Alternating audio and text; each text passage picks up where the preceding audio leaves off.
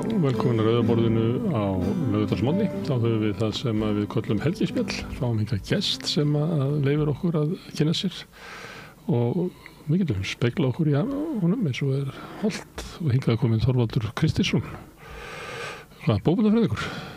Þakka þér. Bókmennafræðingur, baráttumaður. Hvernig kynni ég? Sitt að hverju. Mér er nokk sama hvernig ég er kynntur, mér er þó meinilla við orðið fyrrverandi. Já. Fyrrverandi formaður fyrrum bókaútgefanda og svo framvegis.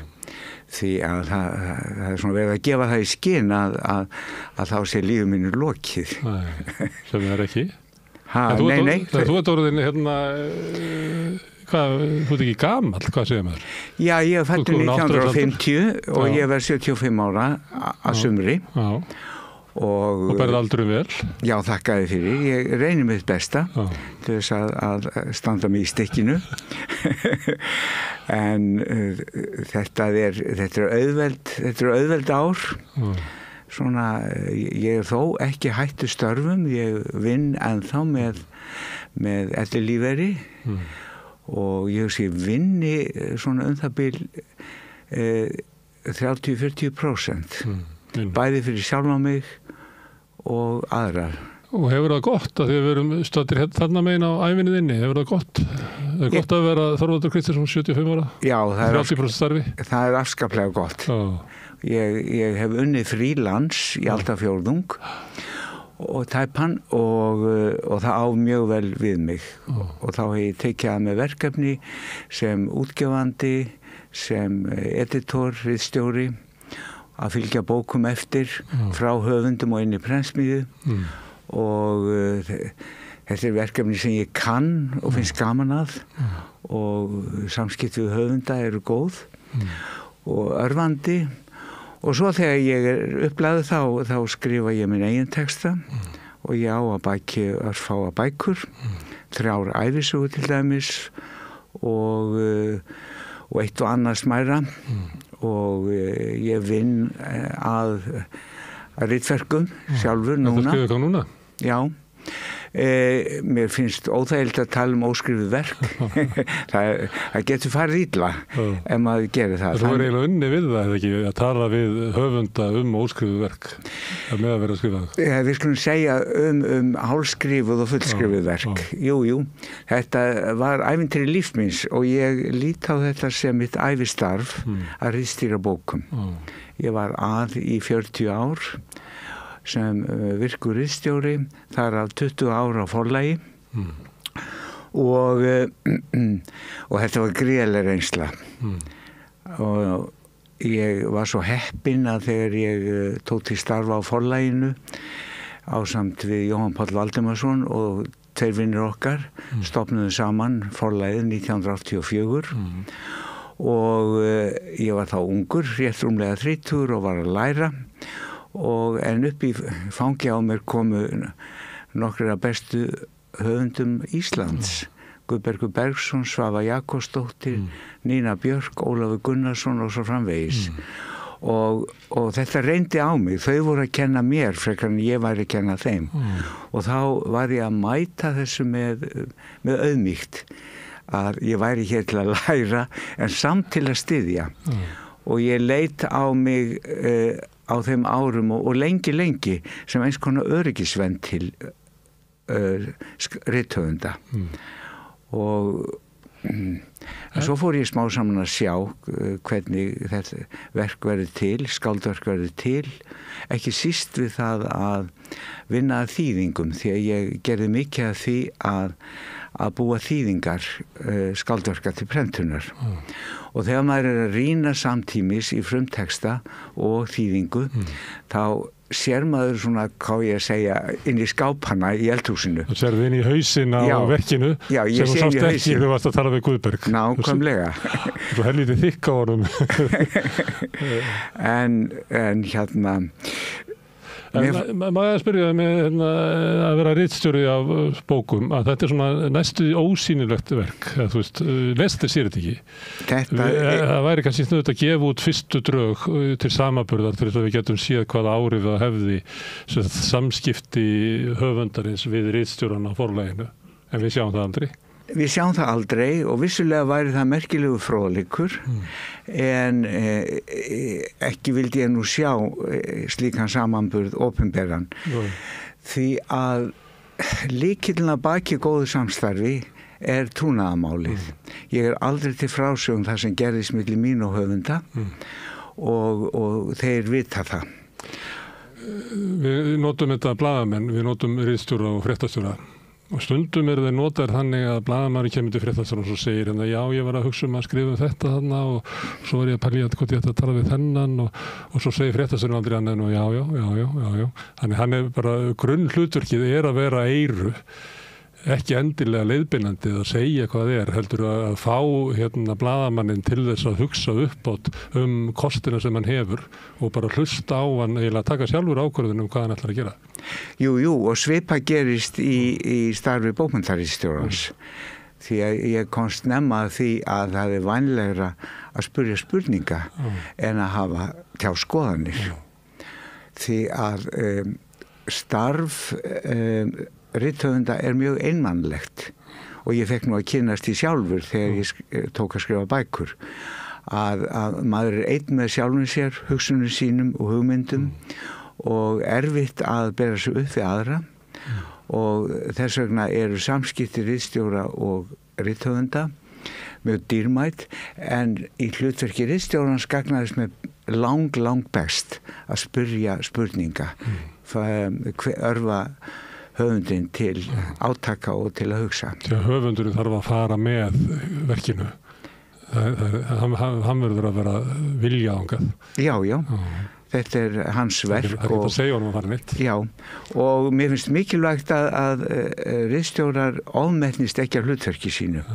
Við erum þjónar og ég hef stundum orðið varðið það í íslenskri menningu að bókmenntaritstjórar telja sig öflugri og stærri og mikilvægari en þeir í rauninni eru. En það er í þessu þjónustu hlutverki sem ég á mína bestu minningar. Kannski vilja verða eins og sýningastjórnir í myndlist sem eru stundum stærri stjórnur heldur en myndlistamenninir. Má vera. Og leikstjórnir í leikhúsi eru stundum svo fyrirferðað miklir að maður sér valla leikarana eða verkið. Jú, þetta er árátta nútímans að sá sem valinn er til þess að bera skáldverk, listaverk á borð gerir stekkur fram fyrir tjöldin en ég vil ekki segja þetta sem mjög áberandi í íslensku útgáfulífi en ég hef aðeins orðið var við þetta. Má ég aðeins staldra við vinnu þína sem ritstjóri með þessum stórhöfundum Íslands sem eru að reyna að búa til eitthvað nýtt eru með svona áskoranir út í, þú veist, að skrifa inn í bókmenntahefð og í íslenska eru að tala við eitthvað svona, eitthvað leiti gera bókverk það, en eru líka einhvern veginn að íta sjálfum sér áfram sem skapandi listamanni. Er að, þú veist, reyna að búa til eitthvað sem er nýtt fyrir þeim. Er ekki svolítið ólíkt hvernig fólk kemur að þessu? Er ekki fólk ótrúlega ólíkt? Þetta er þetta að segja þetta því að nefndir höfundar sem eru ólíka personur mjög, en þau eru raunverulega fást við það sama en það er ekki þannig að aðferðina þeirra svipaðar eða hvernig þau svona akta gagnvart verkinu er ekki... Þetta er rétt hver einstaklingur er eiland og einhver líkur og maður þarf að muna það stöðugt en það er líka það sem gerir þetta svo heillandi að eiga til auðmýkt til að lifa sig inn í þær forsendur sem rithöfundur gefur sér og skynja skapferðlega baki líka skynja hvaða listræna þekking á ritlist liggur þarna baki og ég er náttúrulega svo heppinn gegnum tíðina að ég hef einhverju hluta vegna alltaf verið að vinna með mjög þjálfuðum skáldum íslenskum. Þau kunna sitt fag og taka sitt fag mjög alvarlega og oftast var þetta lítið annað mitt framlag en að vera eins konar öryggisventil það sem betur mætti mögulega að fara. En tvö skáld eru ólík og persónuleikinn einstakur. Svo er líka fólk ólíkt á mismunandi aldurskeiðum. Ef við tökum þú nefndi Guðberg, hann er alltaf, hann breytist með aldrinum. Vissulega. Og það er bara öðruvísi eins og maður gerir. Já. Við byrjum að tala aldurinn uppafi og maður breytist með aldrinum og maður er ekki alveg samur. Nei, og talandi Guðberg, ég kom að verkum hans minni með 1983-4 þegar Froskmaðurinn kom út og við unnum saman allt til aldamóta og það var á miklu blómaskeiði á hans rithöfundaferli en eflaust breyttist hann með árunum og ég skynja það í skáldæfisögum hans að þá var sem sé hann var fann að sjá Hillundi leiðarlokin á einhvern nátt þó hann ætti langt eftir ólífað. Þá kemur eitthvað svona eins og frelsi oft í pennan hjá höfundum. Það kemur frelsi og viss sátt en líka hugrekki til að öðra en á mildari og dýpri hátt hjá mörgum. En hins vegar vann ég aldrei það lengi og hef aldrei unnið það lengi með neinum höfundi að ég sæi þessa kurvu fyrir mér. Það er að segja lífslaupið. Það lengsta sem ég vann var með Guðbergi Bergsyni.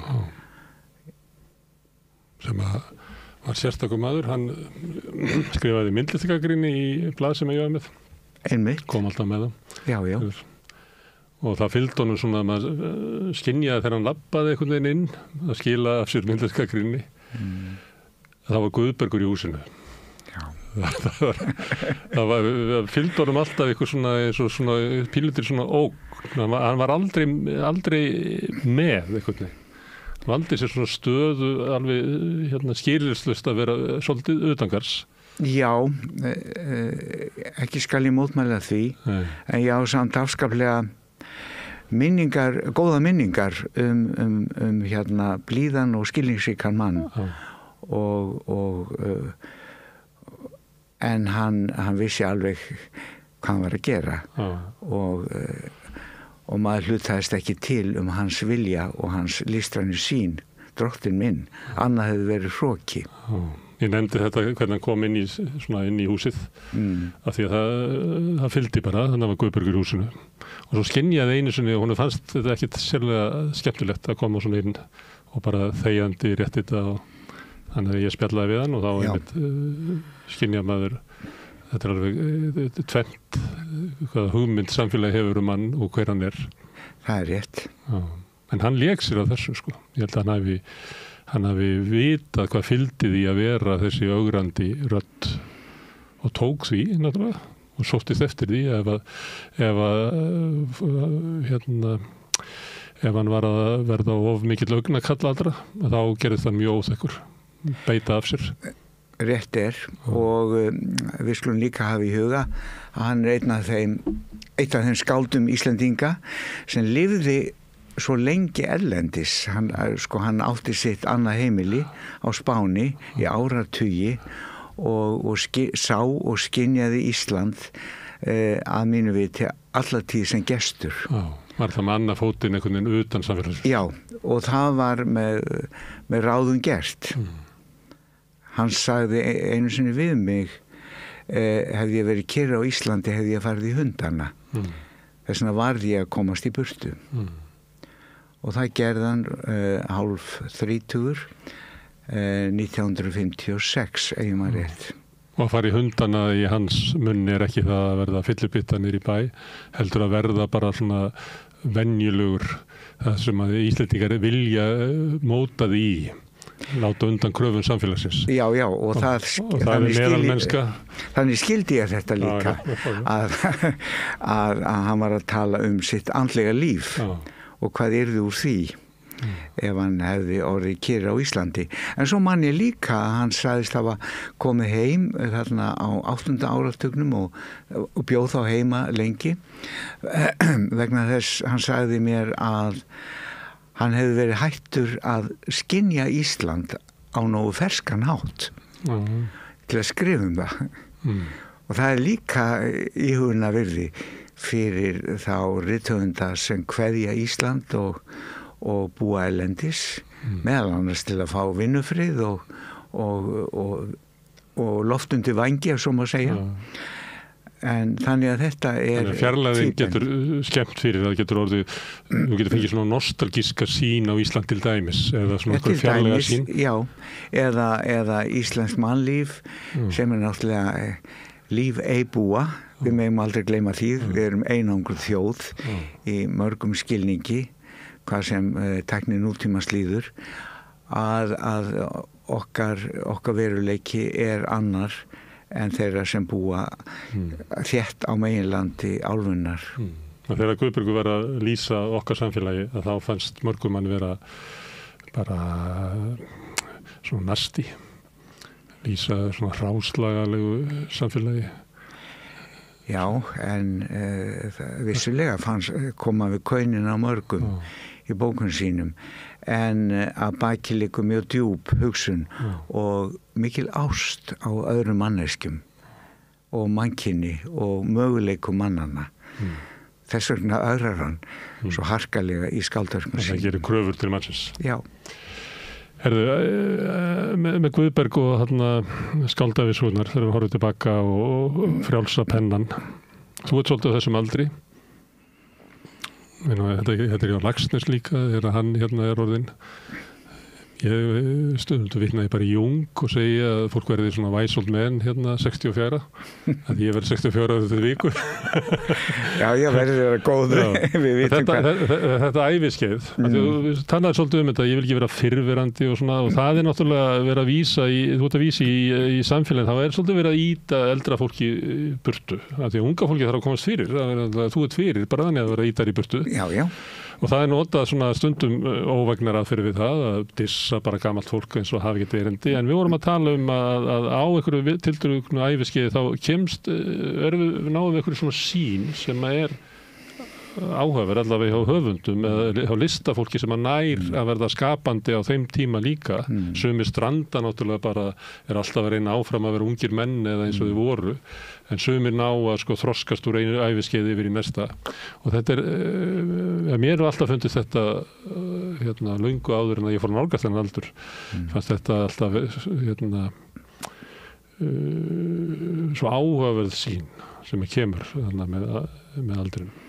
Upplifir þú það, þegar við erum að tala um aldur, upplifir þú að þú sért á einhverju slíku tímabili í þinni ævi, að þú sért svona frjálsari, frjálsari gagnvart egóinu, eða ég veit ekki hvaða veldur því að fólk verður svona frjálst, getur horti yfir hluti, kemur mikil þörf hjá mörgu til þess að semja sögu sína, reyna að skilja sig með því að endur upplifa æskuna og hvað mótaði það, hvað áhrif fólk hafði. Upplifir þú sért á svona tímabili sem svona endurskoðunar tímabili? Já, ég held að langflestar hugsandi manneskjur endi þarna í íhugunum það til hvers var lifað og hvað lífið merkti og hvaða persónuleiki lá að baki þessu lífslaupi. Og ég þarf ekki að kvarta undan skort af athygli. Mér finnst voða gott að hverfa í skuggan, en aftur og aftur í mig hóað og ég spurði álits á þessu eða hinu, eða beðin að leysa hitt og þetta. Þannig að mér líður alls ekki eins og mér hafi verið parkerað. Öðru nær. Kannski vegna þess að líka ég viðræðugóður. Það liggur í eðli mínu. Ég ólst upp á heimili þar sem mikið var gesti og gangandi norður í Hrísey, og mér var kennt það svona bara áður en ég lærði að lesa að halda uppi samræðum við gesti. Small talk. Og meðan að kannski einhver annar var að matbúa eða eitthvað. Já, farðu inn í stofu og skemmtu gestunum. Og bara það að kunna sitja til borðs með gestum því að börnin voru ekki falin á því heimili. Og þetta hefur fylgt mér allir til síðan að hérna vera viðræðugóður, hvað sem líkar við fólk eða ekki, að leyfa öllum að njóta sín á eigin forsendum. Og það gerir það verkum að það er oft til mig leitað það sem ég kann og get, en svo sannarlega þá seitlar inn þessi íhygli sem þú ert að tala það er að segja við finnum að það hallar undan fæti, lífið styttist í annan endan og bara stöku minnisleysi það veldur með stundum gremju og stundum ótta þegar ég veit að líkaminn minn og heili er bara vél sem mun að lokum segja stopp og það líka hvernig maður til þess að nýta hver dag vel, hvað ger ég best í dag og ég á mörg hugðarefni, meðal annars hef ég aðeins reynt að nálgast mitt eigi líf í texta og festa á blað minningar og íhuganir það hver ég ver og hvaðan ég kem. En af hverju heldur að menn gerir þetta, eða fólk gerir þetta? Lífið er náttúrulega flókið gáta, sko. Já, en eins og segir í ljóðinu bakvið mig bíður dauðinn. Við vitum af endalokum okkar á jörðinni og það hvetur okkur til uppgjörs hversu mjög sem við hugsum þetta meðvitað. En ég held að þetta sé mismunandi eftir fólki samt hversu áleitin þessi þörf fyrir uppgjörið og íhugun er og auðvitað tengist mjög fólki sem fæst við tungumál og texta í einhverjum skilningi og við erum fjölmörg sem eigum það ævistarfi að tjá okkur og leita farvegi fyrir hugsun okkar. Geta svara spurningunni til hvers var lifað? Já. Heldur þú getið það? Svara því? Nei. Já, til hvers er lifað? Ég hef verið spurður að þessu og mér er illa við spurninguna því að mér finnst hún svo undarlega einföldun og mikil krafa til okkar.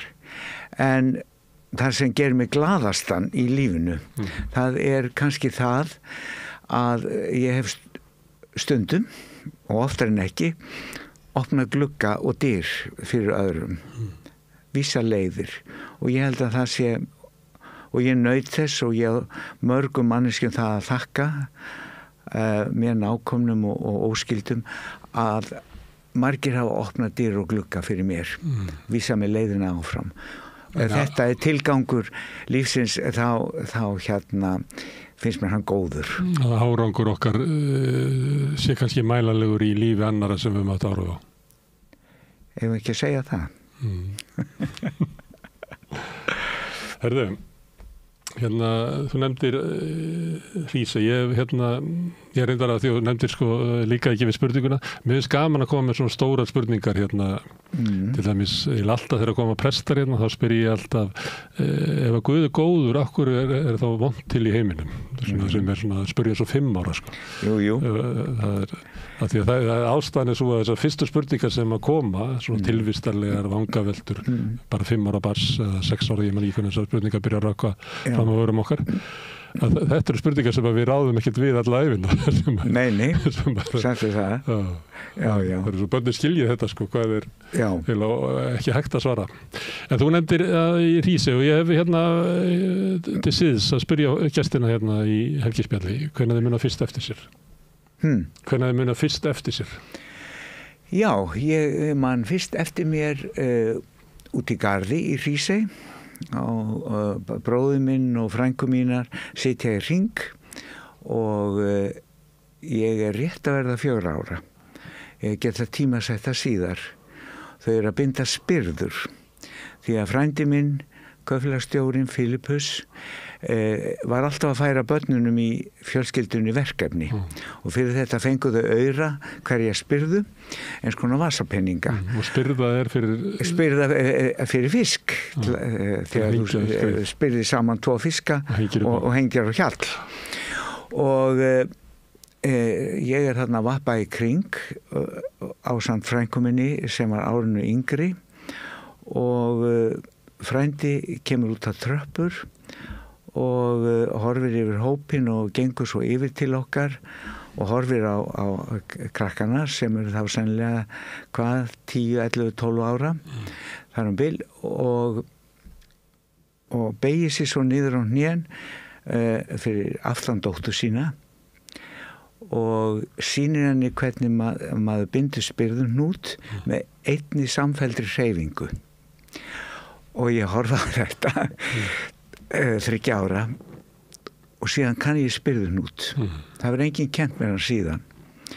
Það sem gerir þetta líka áhrifameira það að frændi minn Filippus deyr, verður brákattur viku síðar og þetta er mín eina minning, lifandi minning hann.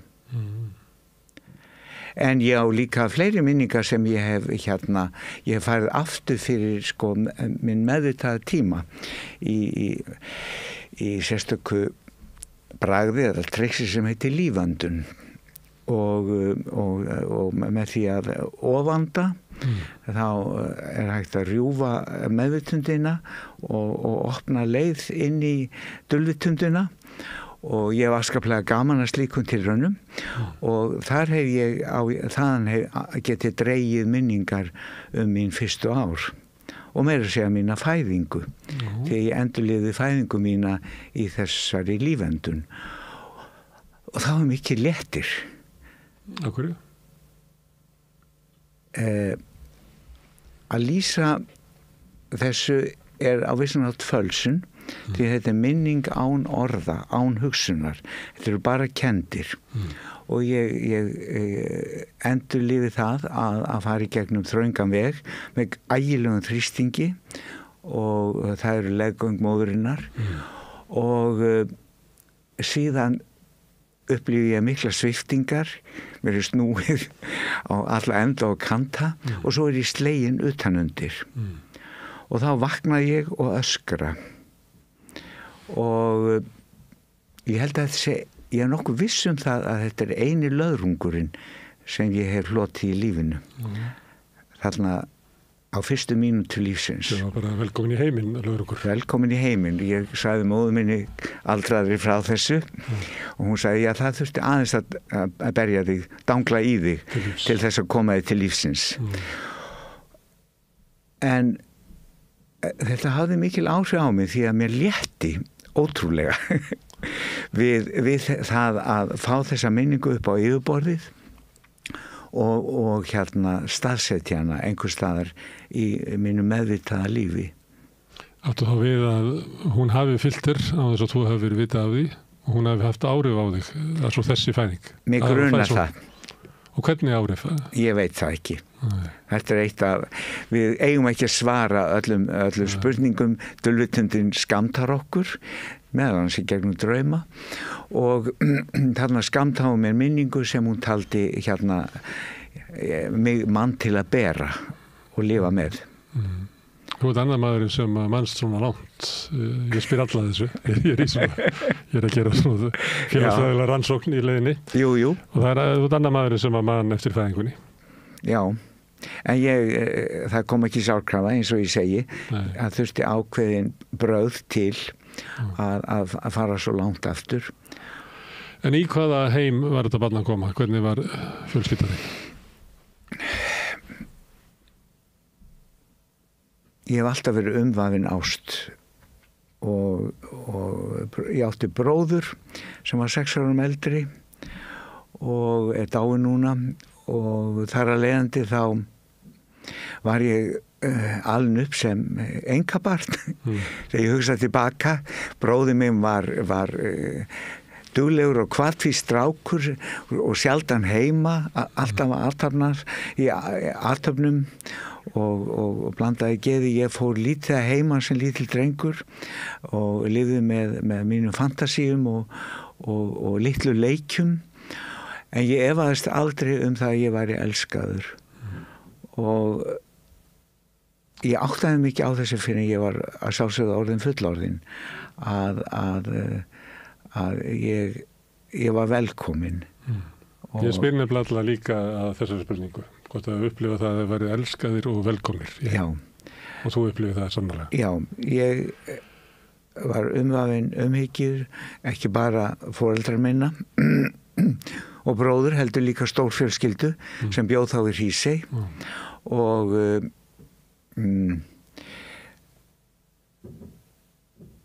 ég minnist þessar ára bara með sátt og það skipti mér máli. Þetta gaf mér líka ákveði sjálfsöryggi sem var til eins og ómeðvitað. Mér fannst eins og ég ætti allt það besta skilið.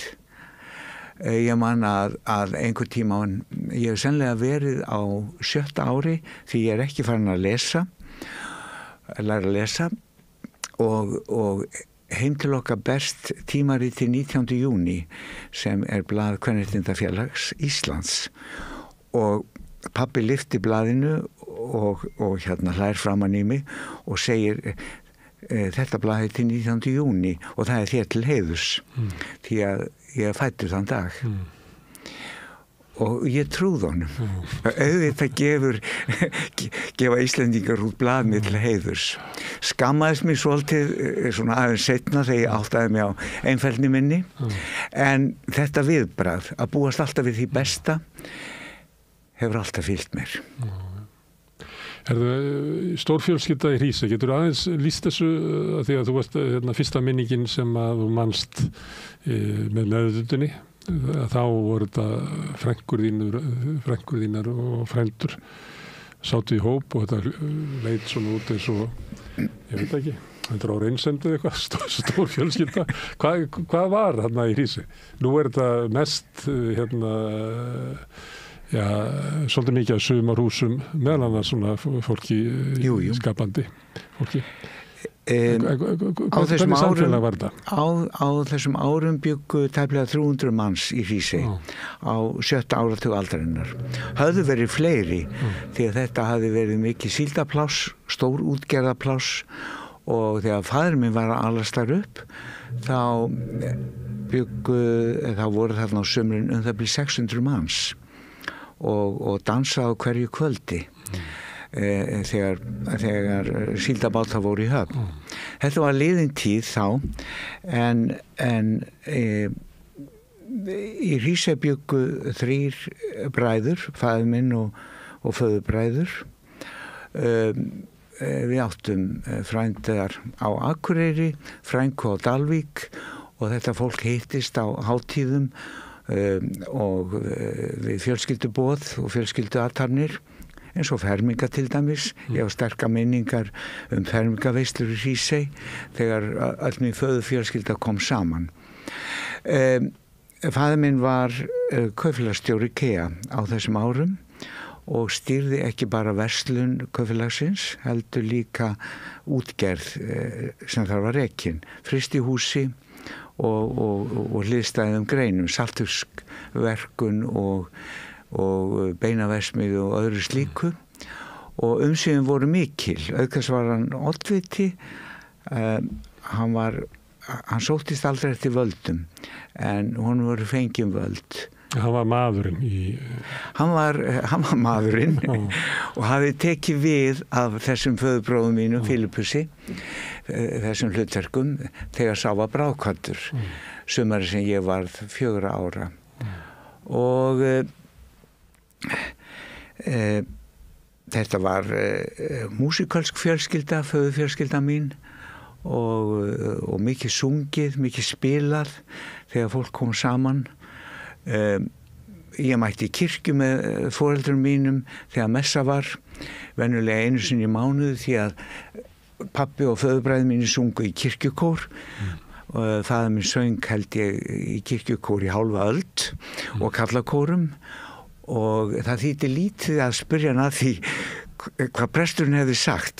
Það þurfti mikið til að hann sperrti eyrun við ræðu pressins því að hann var þarna til að syngja og mínar bestu minningar pabba eru þær þegar við sungum saman. Ég var lítill og mjög hár sópran og alltaf á tóni og hann gat samið bassarödd við hvaða lag sem var. Og þannig að svona þegar hann kom heim úr vinnunni á kvöldin þá tókum við lagið saman meðan hann var að drekka kaffibolla og beðið var eftir matnum. 300 manns í Hrísey, hvað stór hluti af því fólki var skildir? Þriðjungurinn eða? Nei. Það voru 3 bræður? Já, auðvitað átti ég í frænsemistengslum við ýmsa en í huganum þá þegar þér komu sögu þá voru þetta lengst af 2 bræður og frænkur okkar sem bjuggu þarna inni. Voru þið yfirstétt? Nei. Pabbi réð öllu?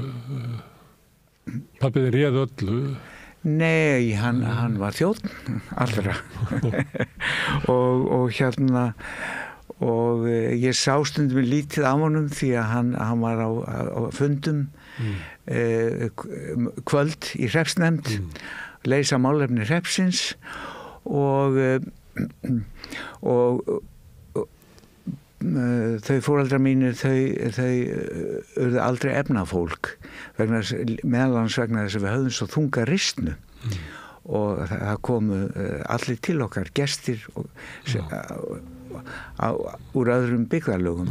Hann var að vinna fyrir samvinnuhreyfinguna en hann var ekki eignamaður? Hann var ekki eignamaður, hann vann fyrir samvinnuhreyfinguna og leit á sig sem mikinn samvinnumann eins og fleiri þar í Firði en hann talaði eins við alla og ég vissi nú fátt pólitíska skoðanir hans því ég man það að fyrir kosningar þá komu verðandi frambjóðendur og alþingismenn í heimsókn og komu alltaf til okkar og þar minnist ég fólks úr öllum flokkum og það var talað eins við alla. Hann hefur verið það sem að kalla kannski svona höfðingi meðal manna. Það finnst mér fallega orðað og ég hafi aldrei hugsað það þannig því að hann barst ekki á og foreldrar mínu bárust ekki á en lítu á þetta sem eitt af stórum verkefnum lífsins og þaðan hverf ég svo 11 ára gamall til Akureyrar og þar bý ég í 9 ár og geng fyrst í barnaskóla, gagnfræðaskóla og lík svo stúdentsprófi 20 á Akureyri. Og flyttu þá fjölskyldan til Akureyrar? Já, fjölskyldan fór öll til Akureyrar og ástæðan var einfallega svo að bróðir minn var horfinn úr eynni 15 ára, farin í skóla, það var ljóst að ég myndi líka hverfa og fara í skóla annar staðar enn í Hrísey og pappa og mamma sáu þann kost vænstan að flytja. Að fylgja þér? Já, fylgja okkur báðum og við héldum svo heimili ásamt ömmu minni á Akureyri næstu árin. En í minningunni Hrísey svona greiðarstaður, öryggi æskunnar. Hvaða tilfinningar hefur til Hríseyjar? Ég mjög hlýjar tilfinningar til Hríseyjar og en mér langar ekki þangað, ég sæki ekki þangað í dag þó svo að eyjan séu margt miklu fallegri en hún var í minni tíð. Það engar skepnur lengur og hún grónari og gróðuríkari en áður var. En það svo merkilegt að þó mér líði vel á jörðinni víðast hvar þá hef ég alltaf útþrá, mér langar í burtu og ég á mjög sterka minningar það sem barn að þrá sjálfa mig í burtu. Þegar ég svo bjó á Akureyri og leið ágætlega þar lengst af, þá þráði ég líka að koma sem lengst í burtu. Og þessi útþrá, þessi þrá eftir einhverju öðru en því sem hún er mjög sterk í tilfinningarlífi mínu. Ég veit samt ekki hvert ég vil. Nei. Ég veit bara að ég vil burt. Meðal annars vil ég burt úr þessu stúdíói núna og komast í sól og heitan sjó. Það ekki boðið hérna fyrir utan veggina, hérna vetur fyrir utan. Ekki sem stendur. Nei. En hver vegur að heiman vegur heim, sagði skáldið. Það ekki þannig að þú ert ennþá leiðin út. Það ekki komið svona uppeyjan í þínu lífi. Nei, og hún mun aldrei koma. Ekki? Ég veit það. Þið dreymir ekki að rækta kartöflur í Hrísey? Nei, öðru nær. Og þegar ég kem til Akureyrar, það sem ofta gaman, þá finn ég ekki söknuð. Ég sakna stundum þeirra sem enn lifa af ættingjum mínum og voru mér góðir á Akureyri, en ég sakna ekki staðar og ég sakna ekki staða. En ég kann að búa til hreiður hvað sem ég kem, lítið hreiður, og það nægir mér. En ef þú vilt hérna fara burt og helst í lítið loftslag, meiri menningu, stærra samfélag, af hverju ertu hér? Má ég spyrja því? Já,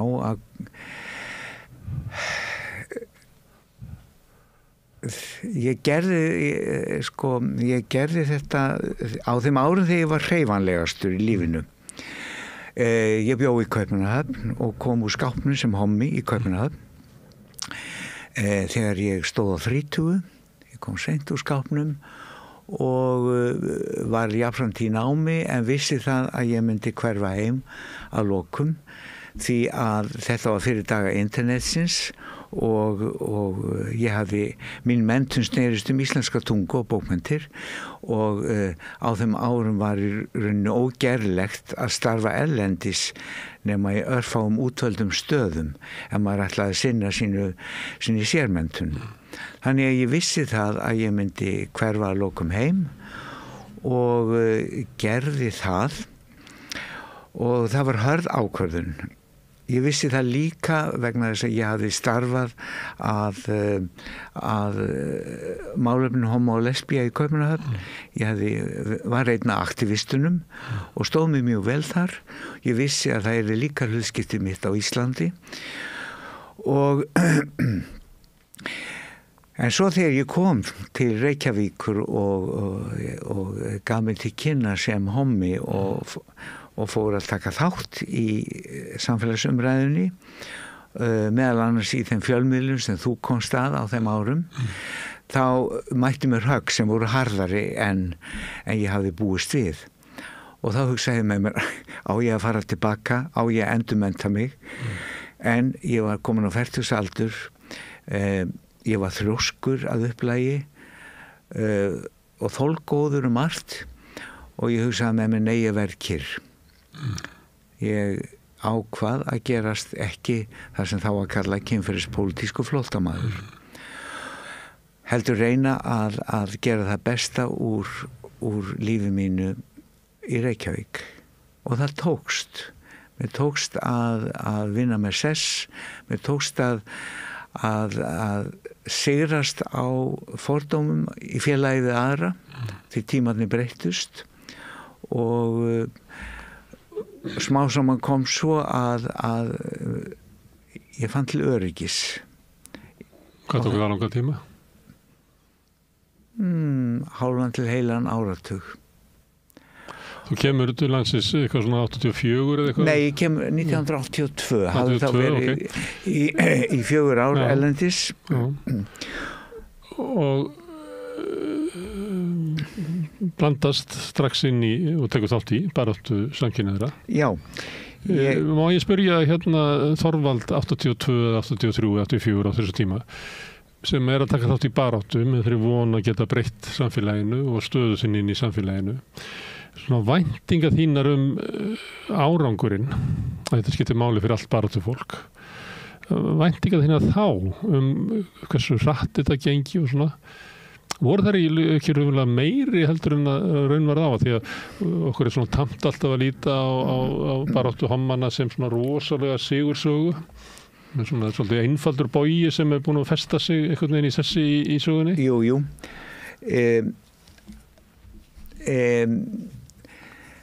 Þetta var löng ganga og með mörgum áföllum og mörgum bakslögum og ótal auðmýkingum og á endanlegan sigur trúði ég aldrei og hef aldrei trúað. Ég áttaði mig á því mjög snemma, kannski bara af því að ég var nokkuð vel að mér eðli minnihlutahópa. Að ég meðal annars hafði ég gengið í gyðingaskóla í Bandaríkjunum í einn vetur. Að sigur aldrei í höfn þegar þú ert á jaðrinum, þegar menningin segir þér að þar þú sést eðlismálsins samkvæmt alltaf á jaðrinum, þá þetta í rauninni snýst þetta að halda í horfinu. Og en ég átti mér reynslu úr Kaupmannahöfn, ég hafði blandað geði við hreyfingarnar sem þá voru uppi í Kaupmannahöfn og ég man að vinur minn einn kom til mín einn daginn og sagði mér að samtökin 48 sem voru landssamtök homo og lesbía á þeim árum hefðu stofnað skólahóp. Ég spurði hvort ég mætti koma með og síðan fékk ég að fara sem áheyrandi út í skóla, framhaldsskóla, þar sem vinir mínir voru að fitja upp á þessari nýjung að fræða. Og ég hugsaði með mér, ég á bara að prófa þetta. Og nokkrum vikum seinna var ég sjálfur komin á vettvang og farin að tala við skólanemendur. Þína reynslu þá? Mína reynslu og líka almennt, það hvað það þýddi að vera samkynhneigð manneskja, að lifa sem samkynhneigð manneskja, hvað mæti manni, og svo svörum við spurningum. Það voru ægilega skemmtilegi fundir og að ósk skólana alltaf. Og ég man að ég fór eitt sinn á fundi í norðanverðri Kaupmannahöfn með stúlku eða konu sem var 10 árum eldri en ég, lesbía sem 2 barna móðir sem hét Annie.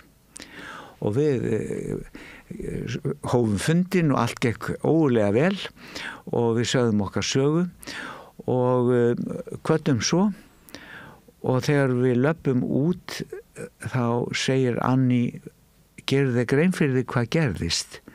Í hversin sem þú opna munnin þá dettur allt í dúnalogn.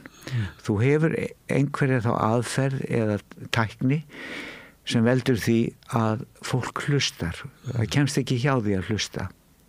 Reynda að notaði þetta. Og ég var náttúrulega ægilega feimin fyrir þetta því að þetta var hrós. Það fór ekki milli mála og ég var mjög vandræðilegur en svo tók ég hrósinu og horfðist í augu við það að ég hef þessa hæfileika. Og þeim skildum sem að hrósinu fylgir? Já. Hverju hrósi fylgir ábyrgð og skyldur. Og það var til þess að nýkomin til Íslands þá stofnaði ég skólahóp Samtakanna 78 og við sendum bréf til nemendafélaga og urðum bara það vinsælasta þau árin í næstu frá 1982 og lengi síðan. Og þegar ég hugsaði tilbaka, ég sótti öðru hvoru skólafundi og leiddi skólafundi í tæp 20 ár. Að sennilega hef ég talað við það bil 9.000 framhaldsskólanemendur á Íslandi og það góð tilfinning að hugsa til þess. Þetta minnir mig á Martí Mann, fyrsta konan sem var edrú inn í AA-samtökunum, var lesbía. en hafi verið gift auðkýfingi, þannig hún hafi svona aðra stöðu heldur en strákanir. Hún fór Bandaríkin og hélt fyrirlestur alkohólisma og megin boðskap að alkohólismin væri sjúkdómur og það væri til ráð við honum og það væri hlutur samfélagsins að lækna sjúkdóminn. Alkohólistinni ætti sama rétt og aðrir sjúklingar. Og svo var hann alltaf með 2 alka með sér sem sögðu sína sögu til þess að náttúrulega vinna á fordómum, að sýna nemendunum að þetta veri venjulegt fólk og til þess að vinna á svona fordómum. Og ég man að þegar ég var í skóla, ég veit ekki hvernig það var á Akureyri, en það komu svona alkar þegar ég var í svona 11 og 12 ára bekk, þá var þetta ennþá í gangi meðal þeirra. Þannig þetta svona aðferð sem að vinnuluta hópar hafa notað og virkar. Já, og kannski það okkar sterkasta vopn í því að vandi hérna samkynhneigðu manneskju, svo fyrir nú yfir í þá deildina, sá að við menningin sveipar okkur þögn og þöggun og sem síðan leiddi til þess að við urðum ósýnileg skuggaverur og það var verkefni árana 8. og 9. áratugarins á Vesturlöndum að rjúfa þennan ósýnileika. Við erum hér, reynið að venjast okkur, var eitt af slagorðum baráttunar í útlandum og ég gerði þetta slagorða mínu. Hér ég og þið skulu bara reyna að venjast mér eins og ég og smá saman smitaði þetta lengra fyrir áhrif örfára manneskja á Íslandi.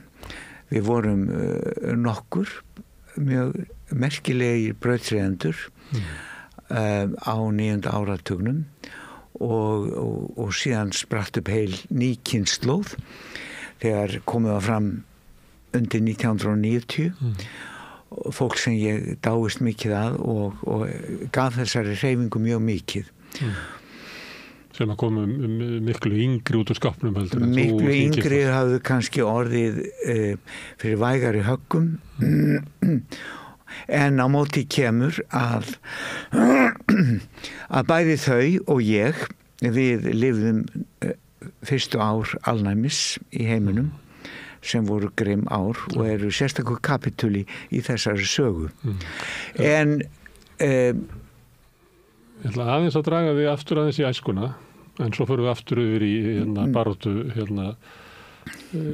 baráttusöguna. Mér langar aðeins bara eitt að því þú sagðir áðan eitthvað að minnihlutahópar yrðu alltaf á jaðrinum og það yrði alltaf andstaða. Maður getur séð fyrir sig bara andstæðingur, hann saman hvað þú gerir í þinni baráttu, þá andstæðingurinn alltaf eitthvað, hann líka í ræktinni að styrkja sig. Þannig og þessi staða þannig að hommar verði alltaf á jaðrinum. Og það svona staða ykkar í samfélaginu að vera þar, ekki kannski út í þögninni, en þið komist aldrei inn í það að verða bara, það sé bara non-issue að þú sé Tommi. En ég býst við að margir sem taka þátt í baráttunni gera það með það að markmiði að verða eiginlega bara normal. Það sé bara normal að vera hommi. En þú ert eiginlega að segja það að með við okkar menningu, bara nýðþungu menningu aldrei aftur í tíman, að þá sé það raunverulega ekki boðið þess að sé það svona gáfulegra fyrir homman að líta á sig að ég tilheyri samfélagi homma og náttúrulega stóra samfélagi líka en þetta svona staða mín og ég verða aldrei hluta einhverju miðju, einhverju ímyndari miðju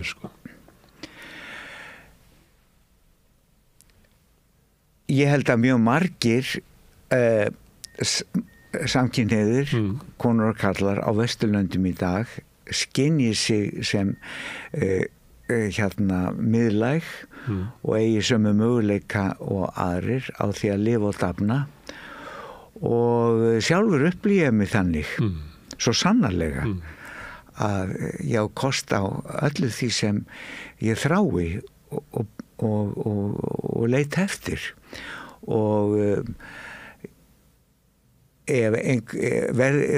ef einhver hefur eitthvað við það aðtúa, þá sá hinn sami ekki að viðra það. Á hann ekki? Upphátt við mig. En hann gerir það? Eða hvað? Öðru hvoru kemur þetta upp og mér finnst bara að það er besta mál að skynja sig sem normal eða hérna einn af hópnum, því að það er auðvitað það sem gott mannlegt líf snýst að skynja sig sem einn af hópnum. En ef að eitthvað bjátar á, ef einhverstað systir í álinn, þá er menningin mjög fundvís, það er það sem ég á við. Hún er mjög fundvís á það hvar helst er hægt að hérna finna blóraböggla. Og við sjáum þetta bara best í rasisma heimsins, að svartu menn í Bandaríkjunum mörgum þeirra líður eins og þeir njóti fullra borgaralegri réttinda og það sé hvergi fyrirstaða og svo framvegis. Gyðingar eiga líka kafla í sinni sögu, þar sem þeir hafa hérna notið virðingar og hérna átt sömu möguleik og aðrir.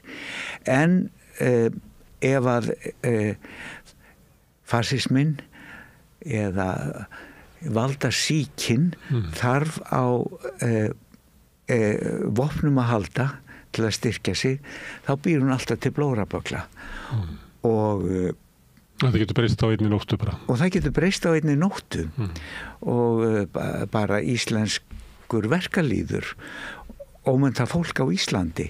Það þykir ekki góð pappír að höggva verkalýð landsins, fólk sem hérna ekki hefur hlotið fagmenntun að neinu tagi, en samt sem áður, nú er þessi verkalýður meira og minna af erlendum uppruna og ég heyri ekki og sé ekki betur en að hann sé sauma óspart.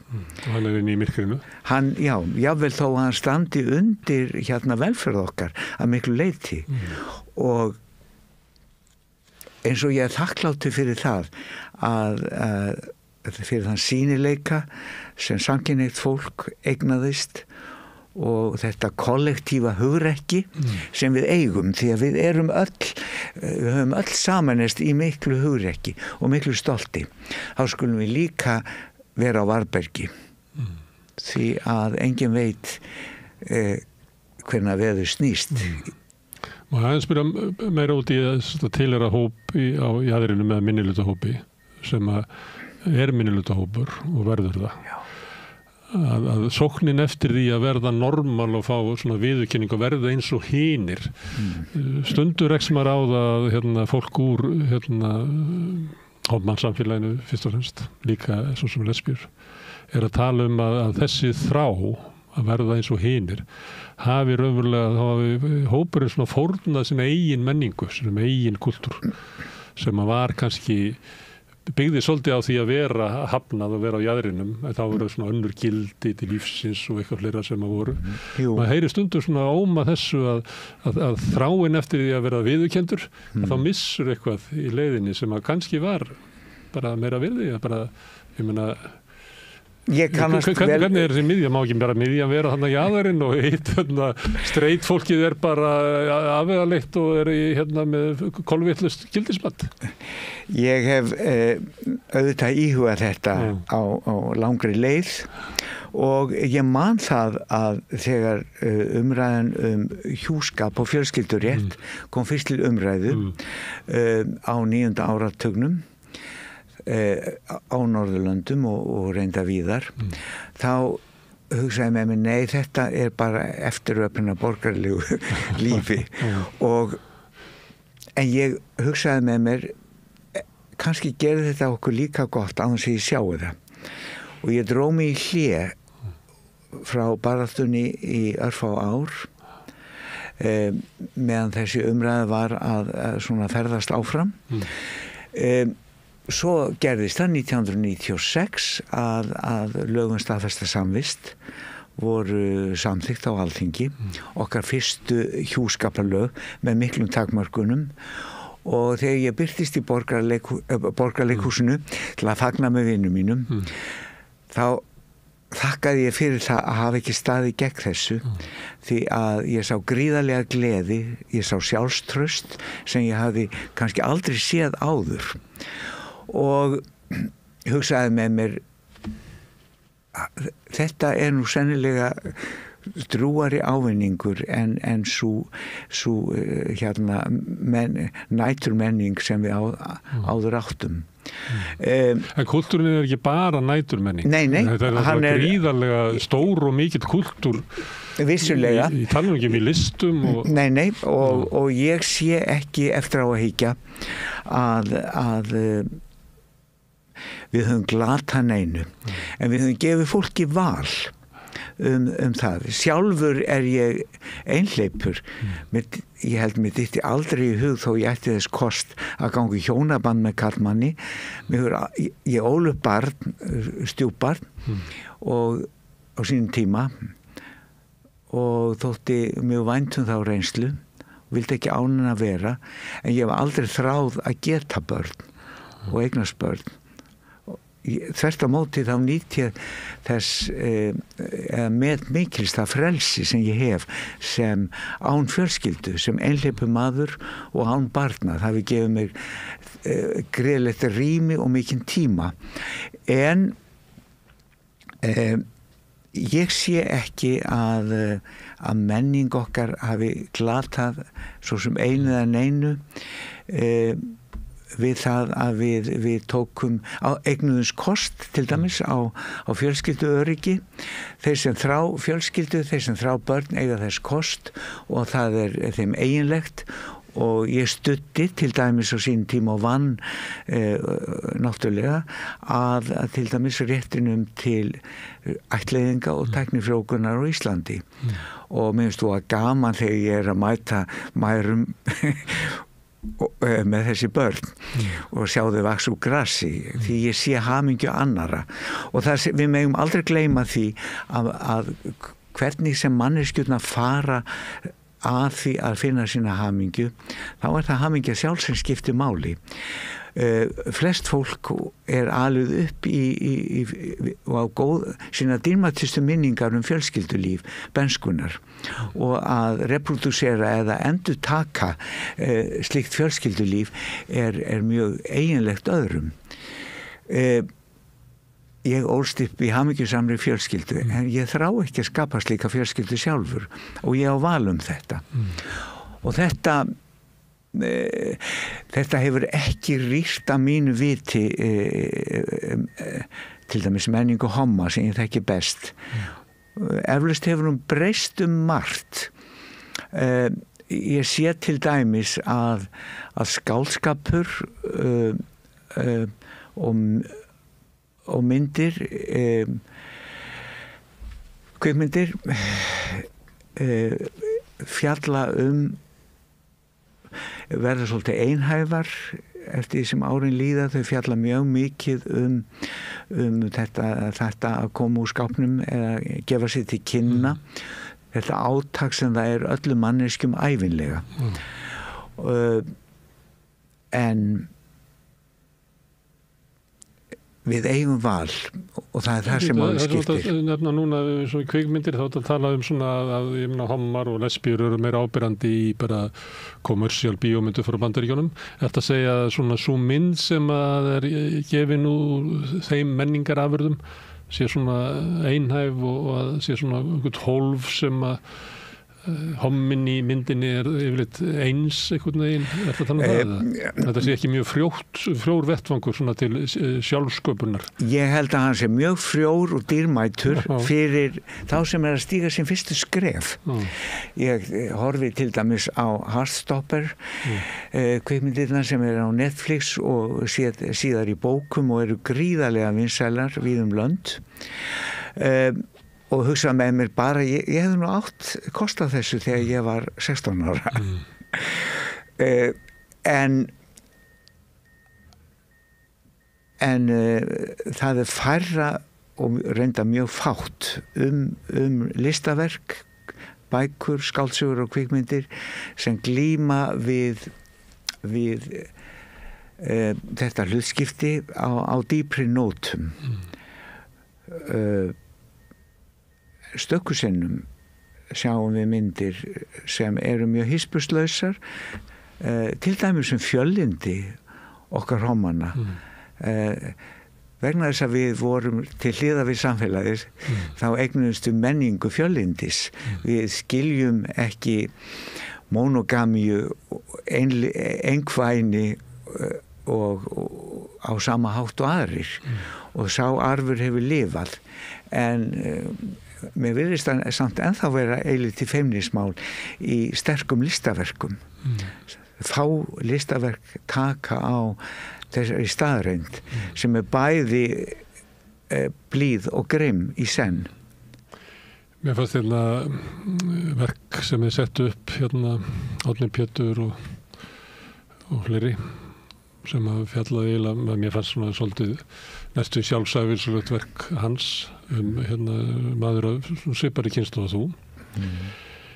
Það kom mér óvart hvernig var fléttað inn í það svona hvað ofbeldi tengdist svona uppvexti homma á þessu tíma, bara ofbeldi sem hann verður fyrir af samfélaginu en sem einhvern veginn smitast inn í samfélagið og fjallaði þar mér veist alltaf stórkosti sýning, eitthvað svona sýn sem ég held að það sem þú ert að við sjáum hana báðir. Já, og ég var bara að hugsa, vá, þetta eitthvað fjallaði þetta með öðrum hætti heldur en ég hef áður. Já, Árni Pétur dregur þarna upp minningar sem ég deili vissulega með honum.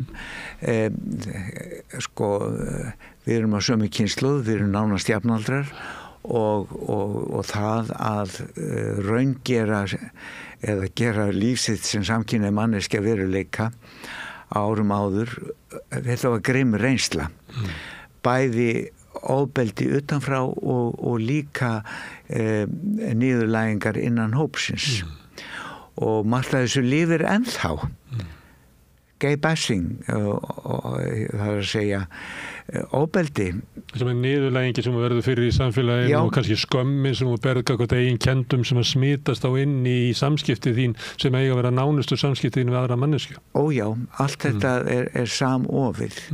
Allt einu kemur upp í hugan að ég var 31 árs í Kaupmannahöfn, hafði farið í Eyjabúðir sem svo eru kallaðar Ulær og var það með 50 samkynhneigðum karlmönnum í heila viku og við elduðum saman, töluðum saman og fundum okkur kærasta ef vel viðraði og eitt af stóru verkefni vikunar var sjálfsvarnar námskeið.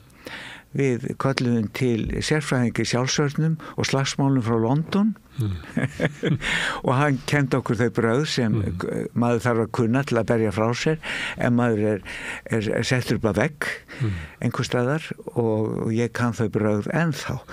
En sem betur fyrir hef ég reyndar aldrei þurft að sparka frá mér í þeim skilningi.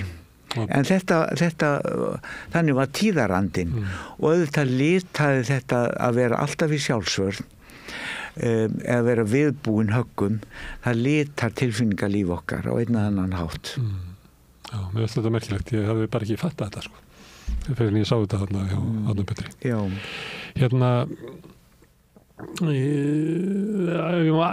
Bara bæta einu varðandi minnihlutahópinn og stóra samfélagi.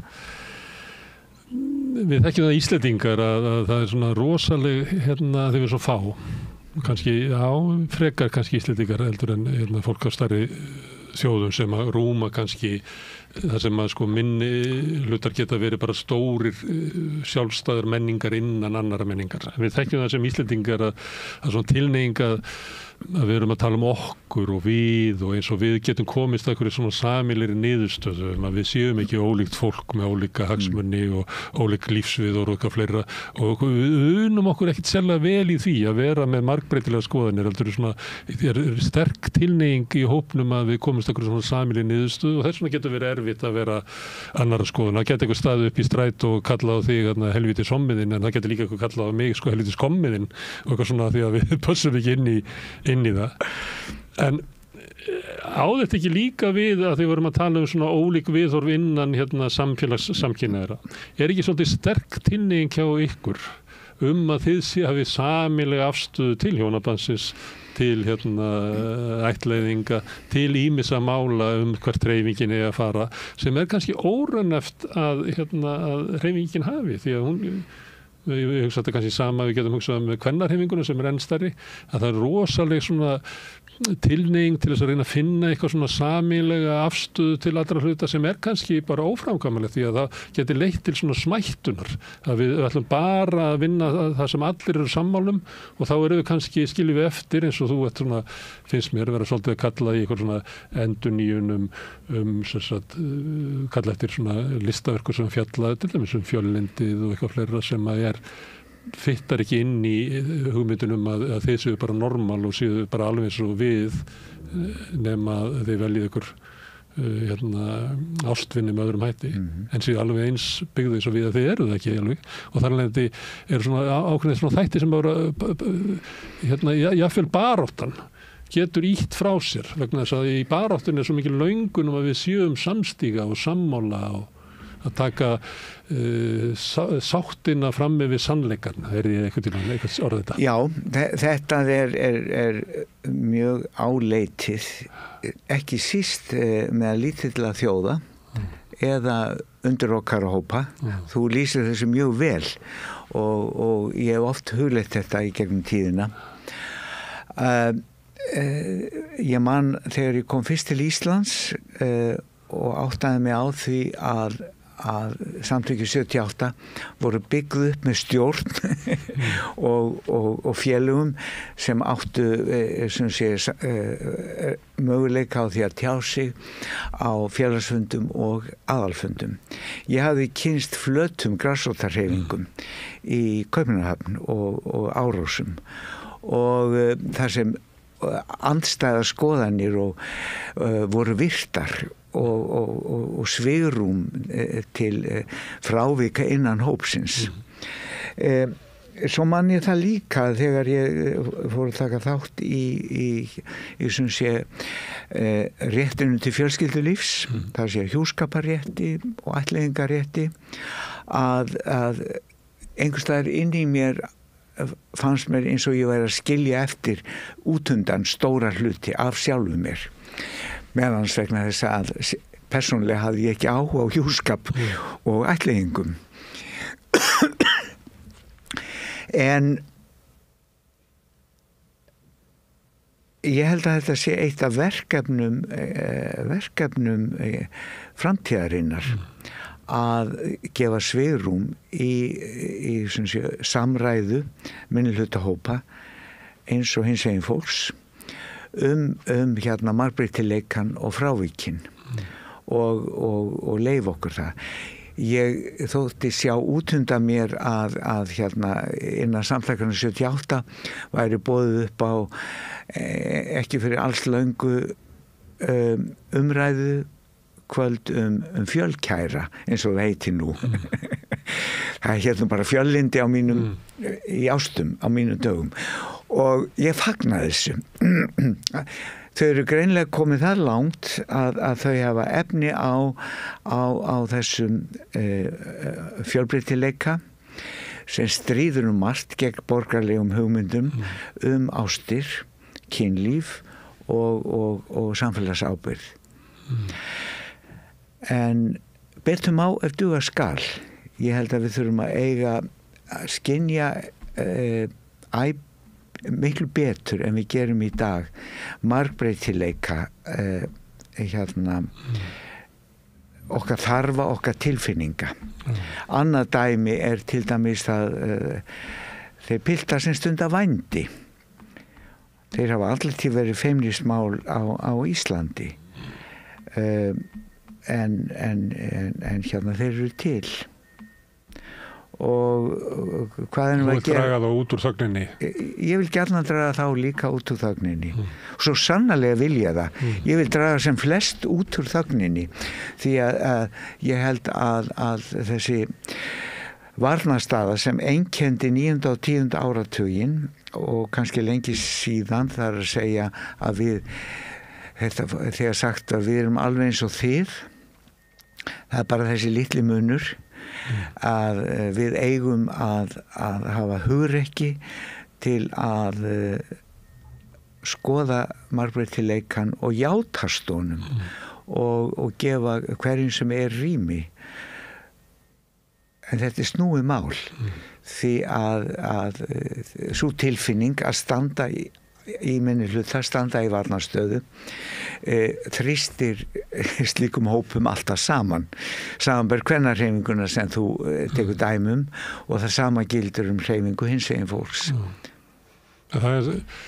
Samt það eitthvað, veit ekki, í svona kultúrum okkar að ef við erum saman í einhverju baráttu að þá finnst mörgum að ég þurfa að samþykja þig allan, að við þurfum að vera sammála allt til þess að geta tekið þátt í baráttu. Þannig það er ekki ríkt í kultúrum okkar að við erum í baráttu sem að við 75% eru við sammálum og þú ert með 25% sem ólík mér og ég með ólík þér, 25%.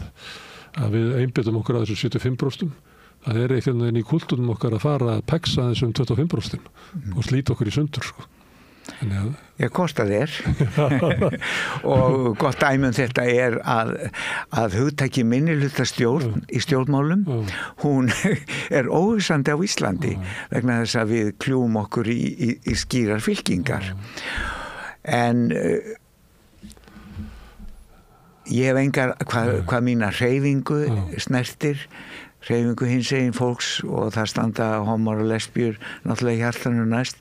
Ég hef engar áhyggjur af framtíðinni og ekkert að gera með rell út af því hvaða stefnu hún tekur en að nema það að hér skuli vera rými fyrir alla. En þá ætla ég að draga þig inn í myrkari heim Faldir Hýser, en ég ætla fyrst að spyrja að þú lífti föðufjölskyldunni þinni sem svona stórri fjölskyldu en getur þú sagt mér frá móðinni? Já, móðir mín kom úr Höfðahverfi, austanverðan Eyjafjörð og stóri bændafjölskyldu þar og hún skrifaðist á við föður minn frá því hún var 16 ára og þau hittust fyrst þegar þau voru 21, hittust á Akureyri eftir alla þessar bréfaskriftir. Kynntust á netinu væri sagt í dag? Já, kynntust á netinu væri sagt í dag. Einhverju hluta vegna finnst mér þetta alltaf sérkennilegt að þau leiðir þeirra skildi ekki liggja saman og voru þetta ástabréf sem voru að senda hvort öðru? Það urðu ástabréf. Eins og móður mín sagði þegar ég hitt hann loksins, þá vissi ég að ég kæmist ekkert framhjá örlögum mínum. Þetta er maðurinn í lífi mínum. Sem og varð. Mamma var afskaplega greind kona en mjög hlédræg og stóð sína plikt sem húsmóðir og í dag hefði hún notið sín á vinnumarkaði ekki síst í hönnun og hannyrðum en svo var ekki á þeim árum. Báðir foreldrar mínu voru fæddir 1920 og bara síns tíma. Ég var miklu fjarlægari móðurfólki mínu og móðurættinni en föðurættinni og ég held að slíkt gerist mjög oft í fjölskyldum að maður svona tengist við annan arminn en síður við hinn og á því eru engar skýringar. Ég þótti vænt móðurfólki mitt en kynntist þeim miklu minna. Máðu ekki að segja að móðin hafi gifst inn í fjölskyldu föðurins? Hvort hún gerði og leið svo á að ef maður gengur að eiga einn mann þá gengur maður að eiga heila fjölskyldu. Ég held að segja allt algengara í dag að kallarnir svona hverfa inn í fjölskyldu konunnar. Það má vera, ég bara ekki þekking og reynslu til að dæmum þar. En þarna var það öfugt, já. Ekki sérfræðingur í hjúskap. Nei, ég vil ekki segja að mamma hafi horfið inn í fjölskyldu pappa míns því að hún ræktaði óskaplega fallegt samband við sín 8 systkini sem bjuggu bæði í Höfðahverfi og á Akureyri og öll höfðum við það voðalega gaman og haldin voru fjölskylduboð þar sem báðar ættir mína mættust en En þetta svona eitt af þessu dularfulla í skaplindi mínu að laðast að föðurfólki mínu án áreynslu en vera einhverju hluta vegna fjarlægari móðurfólkinu. Ertu líkari föðuðinum en móður? Ég blandaði þeim báðum, bæði útliti og innræti. Og ég hef verið spurður að þessu áður svo sem og ég segi sem svo ég er líkur þeim báðum til góðs og íls. Kostir og brestir. Herðu, en þú að ég sagði að við verðum að fara aftur í myrkari tíma. Hvenær grunar þig að þú sett hommi? Eða vissur hvað það var að vera hommi? Nei, það er kannski þakkaði fyrir að spyrja því. Ég hafði ekki hugmyndum að fyrirbæri væri til á unglingsárum og orðið var bara aldrei haft uppi. Mér rámar í það að hafa heyrst talað pilt þegar ég var að ljúka menntaskóla sem var í bekk á undan mér og sagt að hann væri hommi og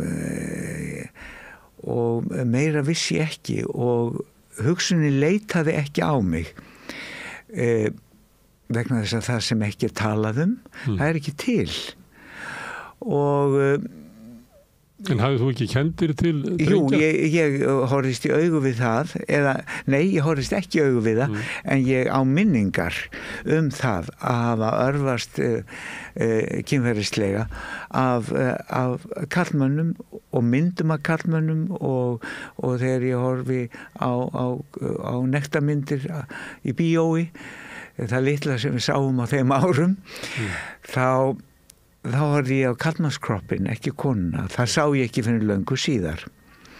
Ég var 23 ára komin í sambandi stúlku sem ég var með í námi í Háskóla Íslands og saman byggum við í 7 ár. Bæði hér í Reykjavík, í Færeyjum, þaðan sem hún er ættuð og loks í Kaupmannahöfn, þar sem við skildum.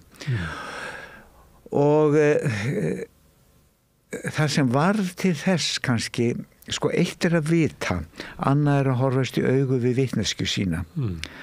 Þetta hafa mér vitrari menn skrifað og talað, meðal annars sjálfur Foucault, Michel Foucault, að það er langur vegur á milli vitneskju og þess að horfa beint á eigin vitneskju.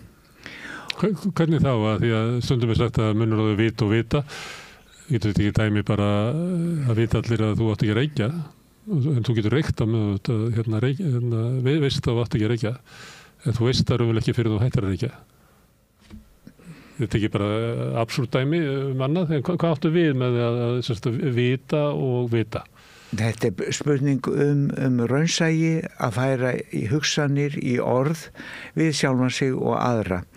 Því að hugmyndir okkar og hugsanir, við ferðumst með svo margt innan með okkur sem við höfum hugboðum, sem myndi kalla þetta hugboð eða vitneskju en við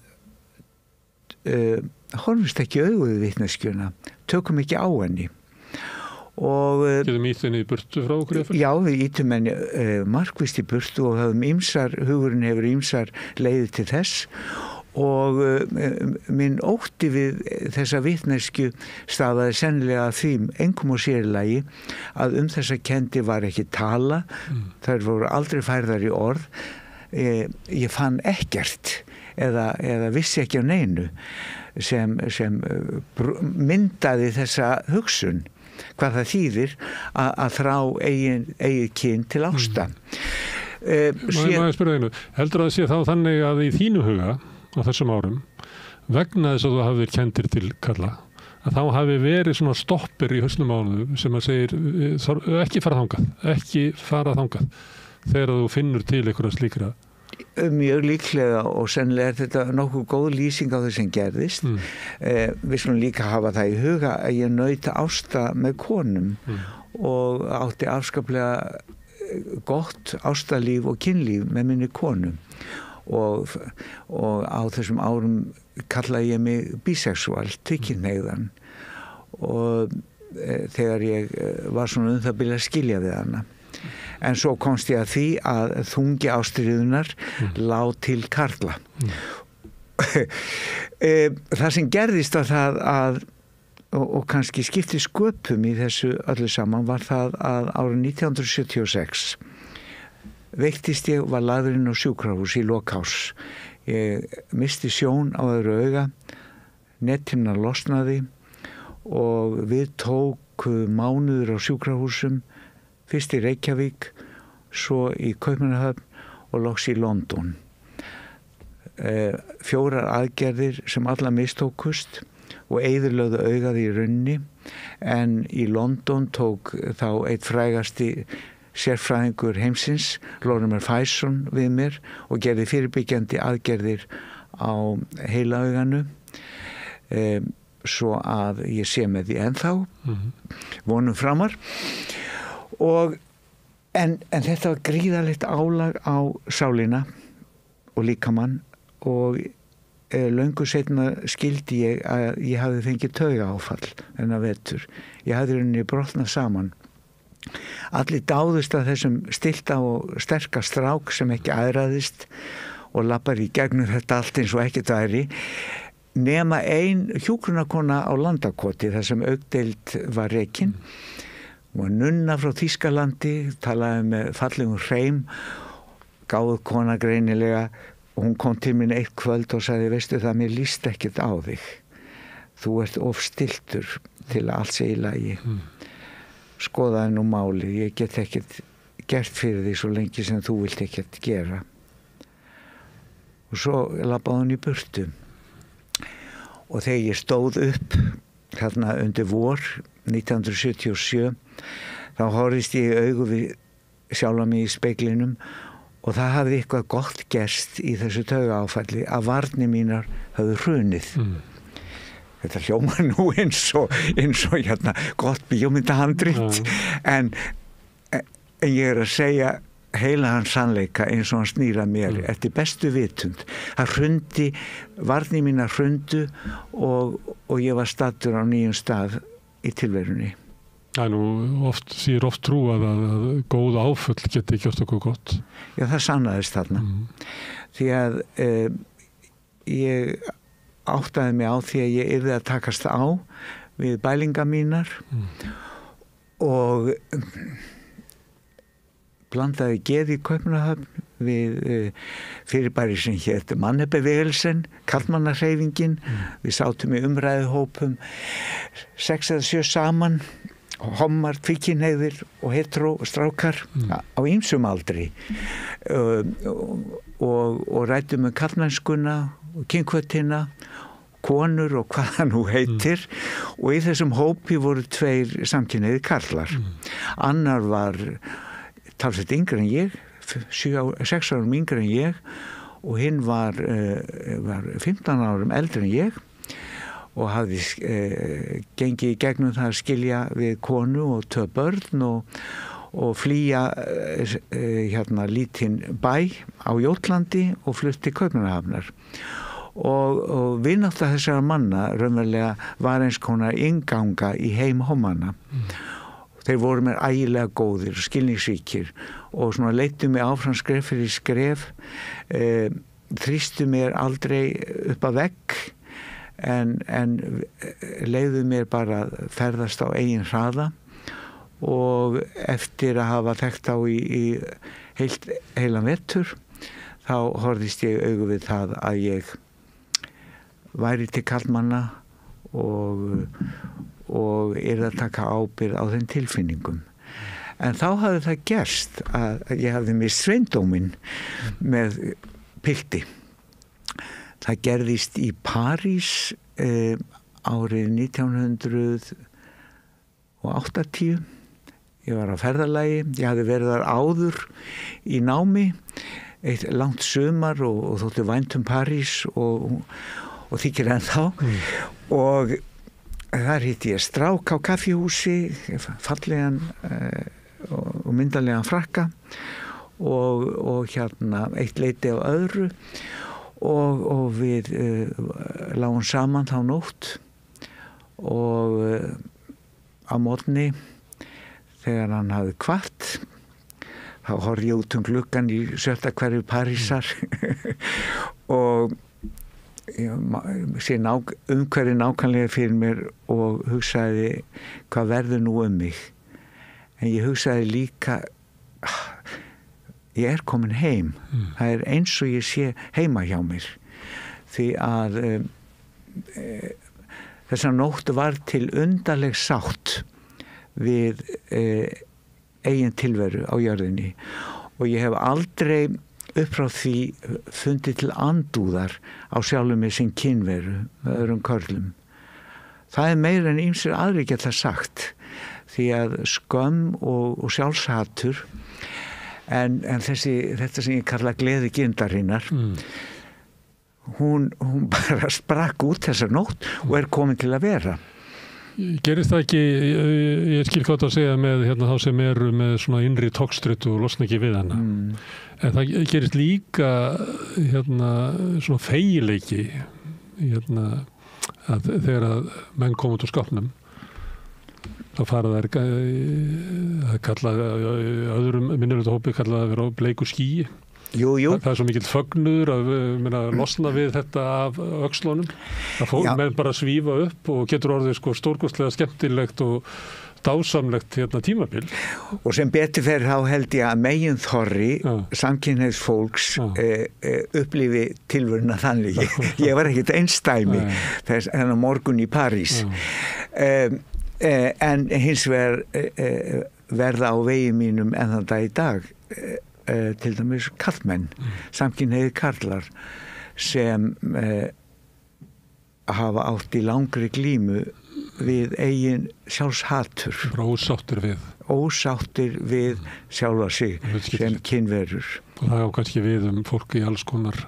Margir eru bara ósáttir við bara stöðu sína. Eflaust, það ekki mitt að meta að dæma það en ég aðeins talaði sjálfa mig þarna. Ég eignaðist þessa nótt frelsi sem raunverulega lykillinn allir minni framtíð síðan. Og þau auðnast að elta þá tilfinningu.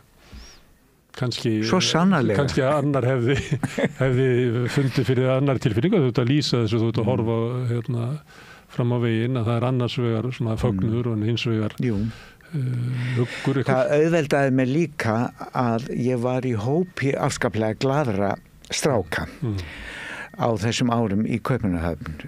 Það var mikil svona frelsis tilfinning og góð bylgja í loftinu, góð sveifla og mjög ólíkir hópar sem mættust, strákar sem ég myndi kalla anarkista í kynferðismálefnum, uppreisnarsegir og svo borgaralegri strákar og ég svona tók sitt lítið að hverju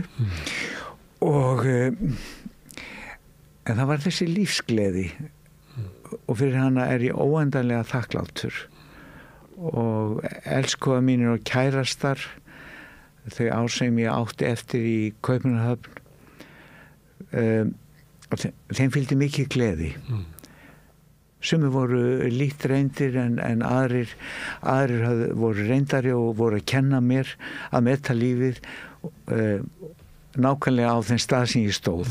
Þess vegna var það áfall fyrir mig að flytjast heim til Ísland og upplifa þarna á fyrstu árum 9. áratugarins þann feluleik sem hér ríkti. Það var sérstaklega þessi feluleikur og þessum fagnaðarerindi hafði bara ekki borist til Ísland. Það hafði bara ekki borist. Kristunam staðar í Vestmannaeyjum. En svo breytist það tók rúman áratug. En það náttúrulega mótar þig og þína kynslóð og eflaust homma sem eru kóttur skapnum í dag, þessi að vera svona í jaðrinum og að sömuleitt kúltúrin, sjálfsmyndin mótuð af stöðunni í samfélaginu. En heldur að móti menn að þú sért öðruvísi en ég af því að þú hefur hneigðið til kalla en ég kvenna? Heldur það sé eitthvað eðlismunur á okkur, afstöðu okkar til lífsins? Heldur það liggi í því að vera hommi eða það fyrst og fremst af því að þú hefur þurft að berjast fyrir lífið þínu á meðan að ég hef flotið inn í meginströmmnum? Já. Ég nefnt að því að ég pröfa með þetta að hugsa. Þú hefur nefnt tvo Guðbergur Bergsson. Sést það á höfundaverki hans að hann er hommi. Foucault. Sést það á hans verkum að hann er hommi.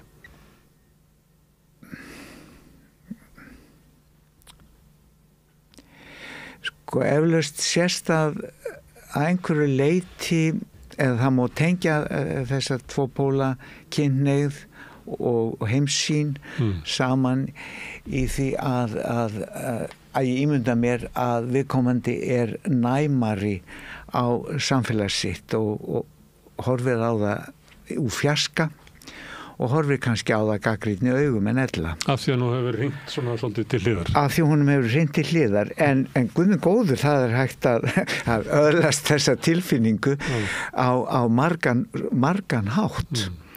Við þekkjum það besta á fólki sem kemur úr alþýðustétt og hefur orðið að berjast fyrir því sem öðrum er sjálfsagt og hefur lotið lítið veganesti.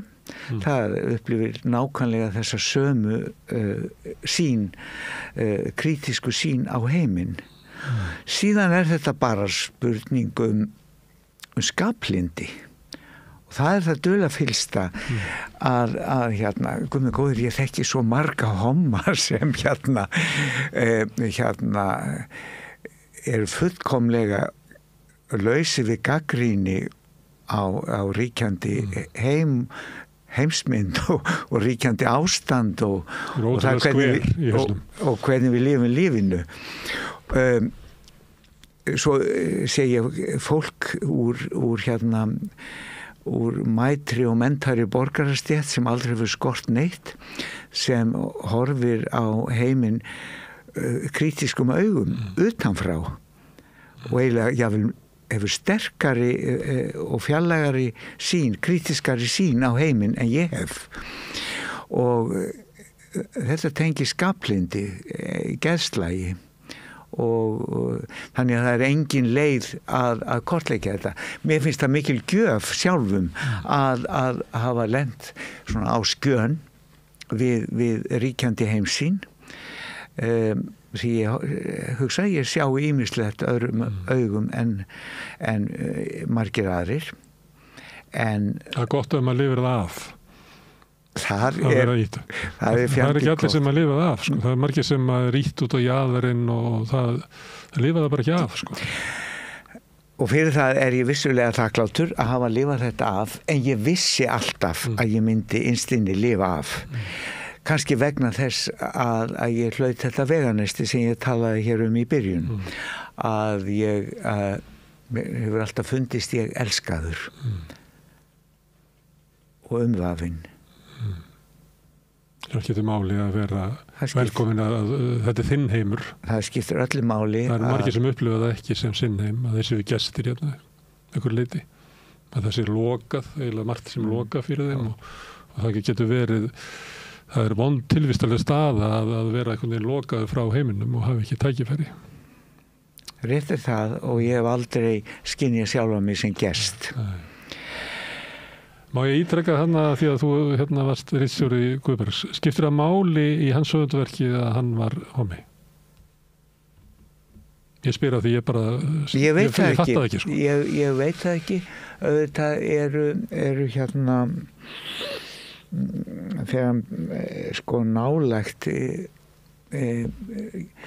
þeim spurningum sem var að kynhneigð þó undir rós, hann hefur ekki áhuga á að útmála það en ég minna á það að hann gaf út magnaðar bók sem heitir Hinsegin sögur og var ein af þeim bókum sem ég bjó til prentuna með honum og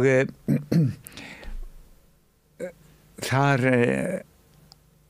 æslast hann einmitt, þetta eru hálfgerða æslasögur og æslast hann með þá gjöf að sjá heiminn öðrum augum en aðrir. Þar kemst hann kannski næst því að nýta sér þá reynslu sem hann bjó að sem samkynhneigður karlmaður.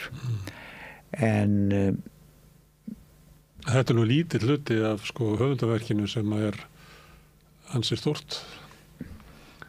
Vissulega, en ég held að okkur nægi þetta, þessi litli hluti, því að hann svo beittur og magnaður.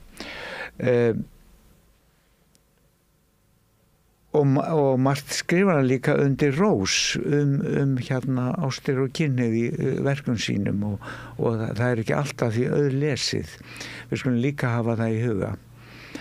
En hans höfuðsýn á samfélagið, á sjúkt og einangrað íslenskt samfélag og hvað það gerir börnum sínum. Svolítið á þorpið sem að þrengir að einstaklingnum og veldur því kannski að þú vilt alltaf fara út því að þorpið getur verið svolítið, ég veit ekki hvað að segja, eða grimt eða haldið aðeins og þétt. Guðbergur alltaf að lýsa þorpinu. Meira að segja þegar hann fer á kostum í lýsingum á lífinu á Hlemmi með öllum þeim púkum sem þar eru í merkilegri bók Hjartað býr enn í helli sínum, þá það þorp. Reykjavík líka þorp á alla lund og það þessi litli og lokaði heimur sem hann kvaddi í því skyni að geta metið og séð. Og hvort þetta tengist á einhvern hátt þráminni til að sleppa í burt, ég veit það ekki og ég ekki sem ég hafi áhuga á að svara öllum tilvista spurningum líf mitt. Ég ætla samt að spyrja einni viðbót, af því að þegar þú varst að lýsa æskunni í Hrísey, þá sagðir að öfugt við bróðin sem var svona júdstáelsi og fór að heimilinu í leita að tafna samur og átti marga vini út í þá varst þú í svona meira búa til eigin leiki og lifa í einhverjum ég veit ekki, draumaheimi og svo sumuliti hefur unnið í þeim heimi, einhver svona innra lífsheimi sem að tengist bókmenntunum og öðru slíku. Það þetta vegna þess að þú upplifir þið ekki alveg sem sambarilegan hluta samfélaginu og bróðin? Heldur að þetta getur tengst í kynneigðinni, að þú upplifir þig einhvern veginn að þú verður að búa þig til þitt svona sjálfstæða veröld til þess að dvelja í á meðan að... Þetta grundvallar tilfinning, Smári. Og hefur að mér finnst ekkert að gera með kynhneigð, kynvitund eða aðstæður mínar á nokkurn hátt. Ég einfari. Og það felur líka í sér að einfærin býr sér til stóran og fyrirferðarmikinn innri heim og þetta kann nú að verða skrítin játning komið frá manni sem hefur tekið býsna mikinn þátt í félagsstörfum með dana. Ég hefur þá svarað því til að ég sé einfæri með mikla félagsfærni. Ég kann og hef lag á því að umgangast fólk og hef alltaf haft það frá fyrstu bensku. En ég einfari og það hinn innri heimur, hugarheimurinn sem minn og það líður mig best og þar vil ég dvelja. Gefur það þér frelsi að hafa svona ríkt innra líf? Að þú ert ekki með kannski sömu áhættuna út í samfélaginu og aðrir? Þetta ég ætla að hljóma nú eins og nýfrjálsíki maður þetta eigna því að ríkt innra líf. Já, Myndur þú vilja skipta á því innra lífi og íbúð? Hvort myndur þú velja? Eða ríkt innra líf eða... Ég á íbúð, svo ég þarf ekki að hafa ágjörð því, en fyrst ég að velja, þá myndi ég að velja innra lífi. Líf með bókum, tónlist og það að tilenga með nýja hugsun í námi ég er eins konar eilíða stúdent. Ég er alltaf að reyna að tileinka mér nýtt efni og nýja hugsun. En ég get sagt það sama og hérna væri ég spurður að því hvort mér finnist ef ég mætti velja að vera Íslendingur eða eitthvað annað. Ég þekki ekkert annað en að vera Íslendingur. Svo ég get ekki ímyndað með valið. Og ég er einfari með félagsfærni, ég þekki ekki annað og þetta er mitt upplag og þar við situr. Ég er svo mikill einfari að þegar ég hef lifað í parsamböndum og sambúð og ég á oflítlega reynslu af slíku, þá hefur það íþyngt mér án þess að ég vildi viðurkenna það bara þessi stöðuga návist við aðra manneskjur. Ég veit það er ekki rétt að segja ég veit ekkert betra, ég þarf hreinlega á sjálfum mér að halda með mér einum án þess að heyra raddir, án þess að skynja orku eða athygli annarra. Og Heldurðu að annað fólk sé öðruvísi? Heldurðu að þú sett Ég er markam á allt þetta fólk sem að mér hefur streymt, kallar og konur gegnum tíðina sem þrá hérna ástir og pörun og sambönd, þá hugsa ég það. Og lengi vel þá hélt ég eða leiðs eins og ég hlyti að eiga upp, fylla þær þá mynd eða fylla inni þá mynd sem heitir pörun og sambúð. En kom svo að því svona meðan aldur að það henta mér ekki og ég á ekki að líta það sem vöntun, heldur bara sem tilbrigði við stef lífsins. Nú geti einhver borgarlegu sagt að ég hef spurt, mistur þá trú á ástinni af því að borgarlega hugmyndin er svo að fullkomnun ástarinnar er pörun og hjónaband. Ó nei sko ástin er allstaðar og mitt er bara að koma auga á hana og ég geri lítinn ef nokkurn mun á hugtökunum ást vinátta það sem þessi hérna hugmyndir romantíska ást sem er í rauninu bara hormónafyrirbæri. Svolítið sterk, sko, menn þarf að vera bara ástsjúkur og svona, það er engin vináttusjúkur. Nei, það er engin vináttusjúkur. Þú getur mist vitið á ást, sko, en ekki að vináttu. Ég kalla þetta ekki ást. Þetta er hérna, það að vera ástfangin og kenna losta. Það er kenna til lostans, það er þetta hormónafyrirbæri, alfarið. Og ég hef nokkur sinnum upplifað það að vera viti mínu fjær af slíkri hrifningu. Ástin hins vegar er vitrænt fyrirbæri. Hún er ákvörðun, hún er eins og hvert annað bókhaldsdæmi. Hér mæti ég plúsum, hér mæti ég mínusum, hvað vil ég, hvaða ábyrgð tek ég á nánari samskiptum. Og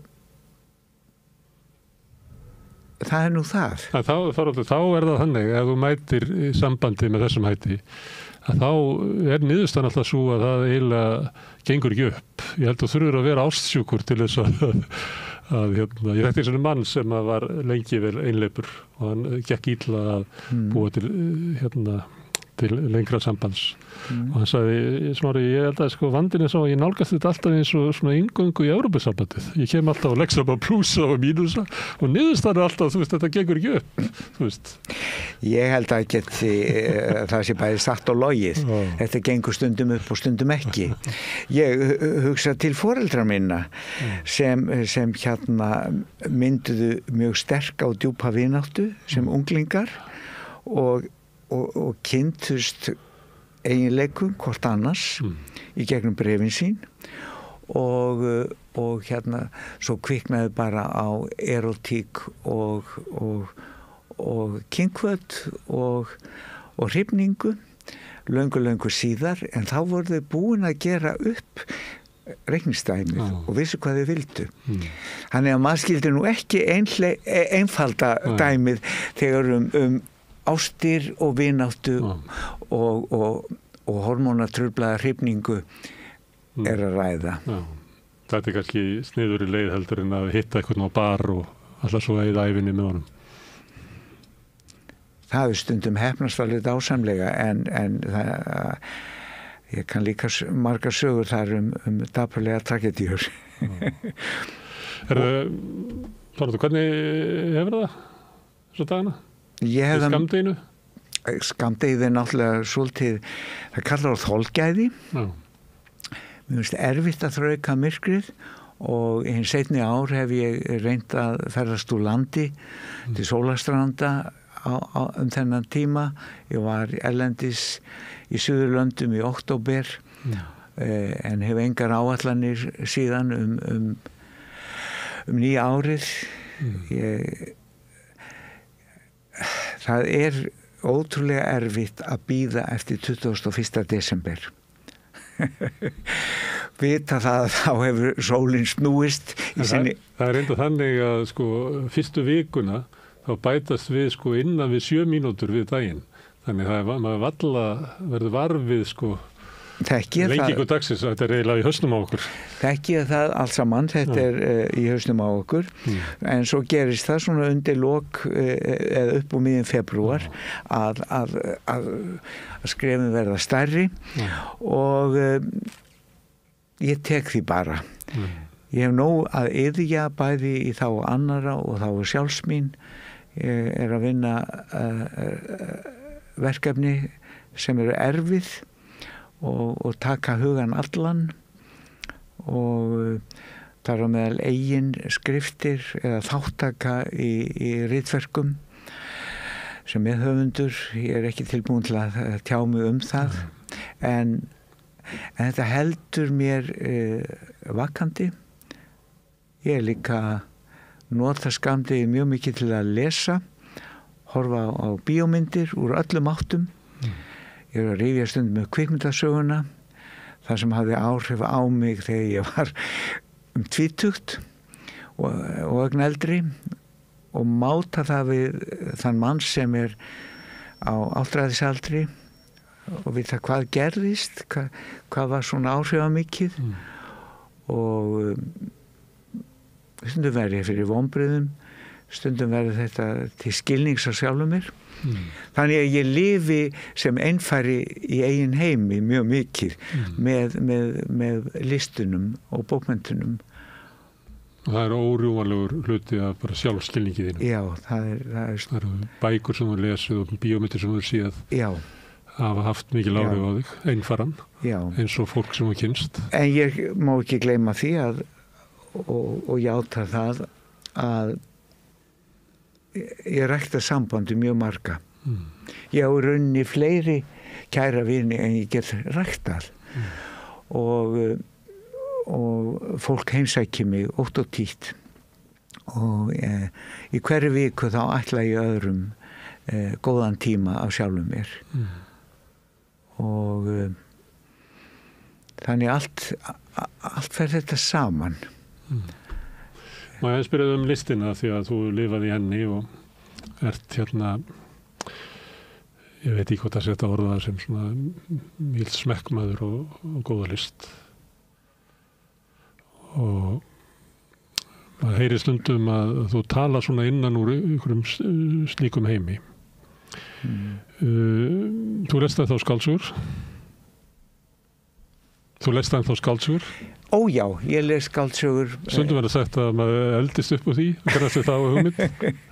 Nei, ég les nýjar og gamla skáldsögur og sumt les ég náttúrulega áður en það kemur út á prenti en ég fylgist bara glettilega vel með íslenskum bókmenntum nýjum.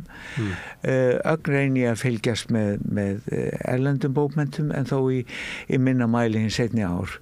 En texti raunist mjög stór, texti annara og verður stór hluti að minni hamingju.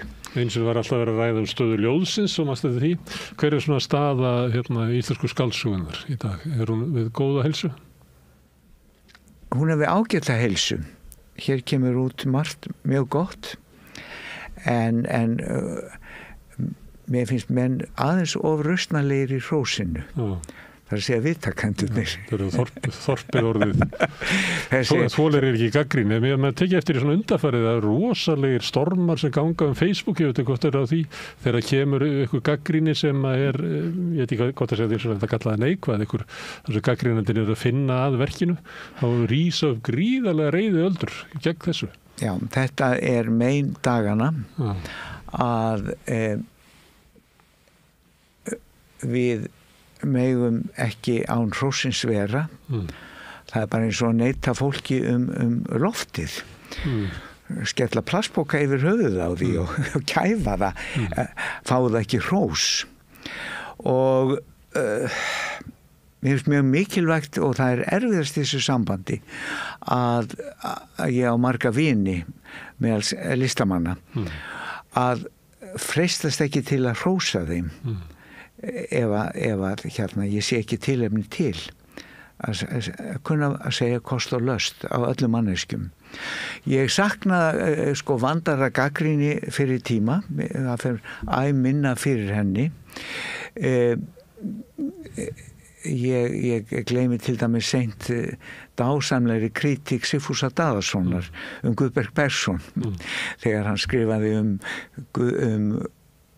Tómas Jónsson meðsölubók fyrir mörgum árum að það var mjög djúp og vitur gagnrýni sem Sigfúsi þó hún hugnaðist ekki fyllilega það sem hann las en sá þó sann sem áður og viðurkenndi ágætti þess að reynda að kafa og það með ágættum árangri inn í þetta tvíbenta í hugafari mikils listamanns.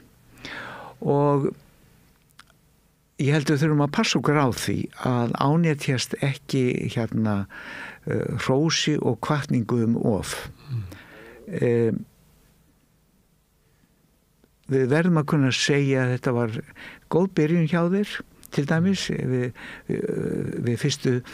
byrjendur í skáldastétt en ekki snilldaverk ekki snilldaverk eins og en snilldaverkið býður ennþá og ekki og það sem ég vildi segja við ungt fólk ekki lepja upp hrós til að lifa.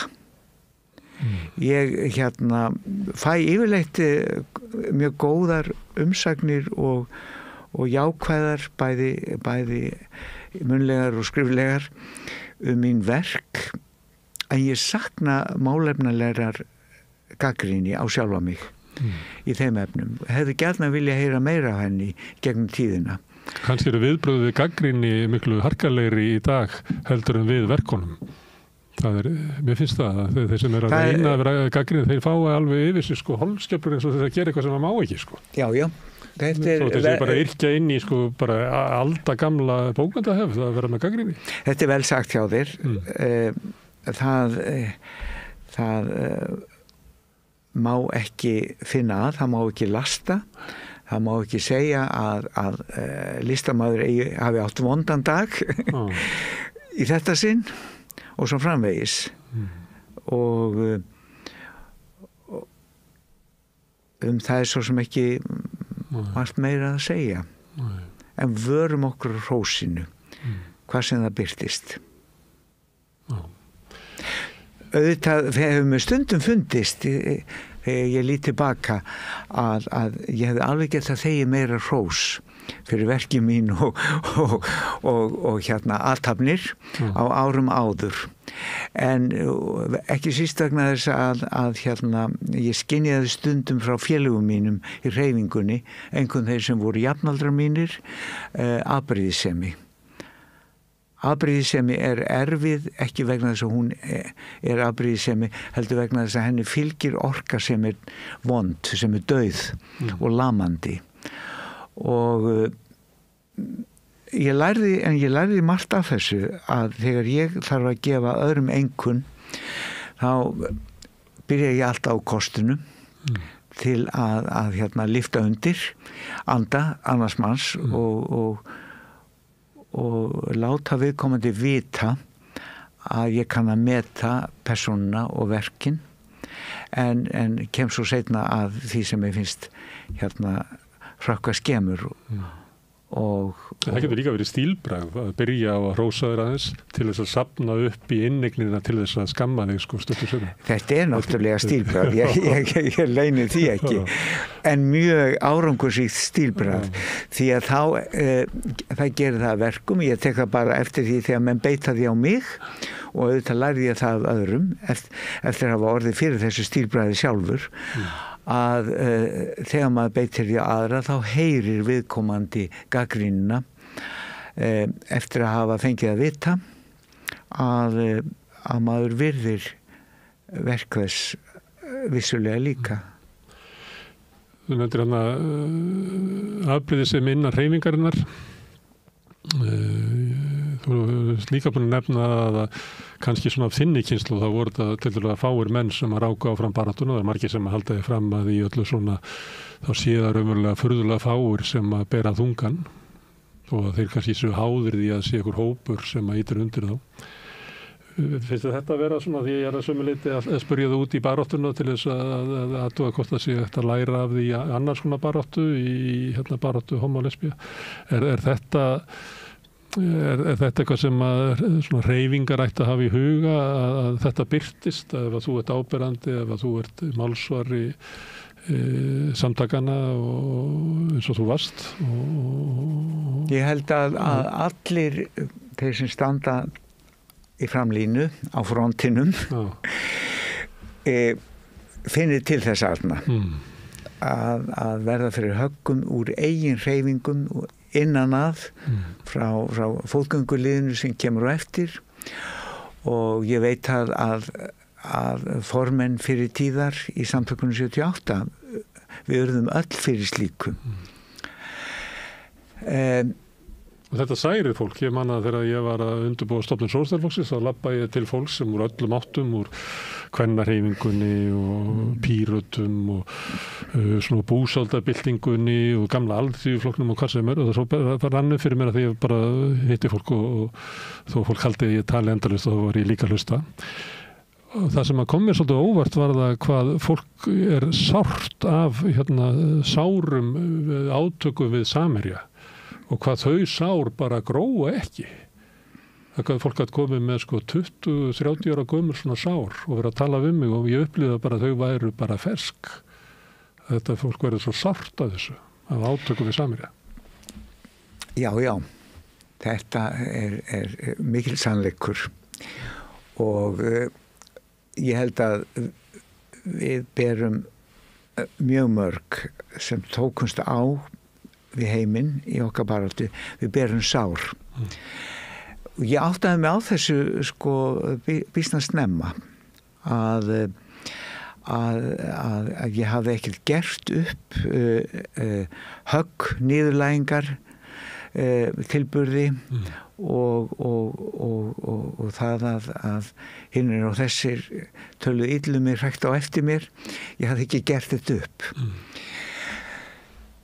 Og það var ástæða þess að ég sótti fram og bauð mig fram í þriðja sinn sem formaður samtakanna árið 2000 og var að verki í 5 ár.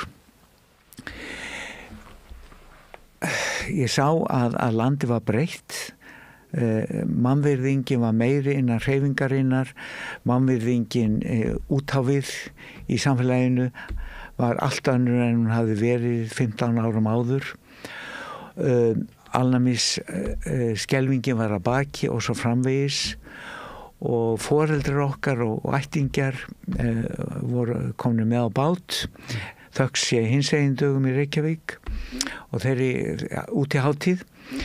Þannig að ég nýtti þessi síðustu ár sem ég var virkur í hreyfingunni eftir aldamót til þess að leysa mig úr þessum fjötrum.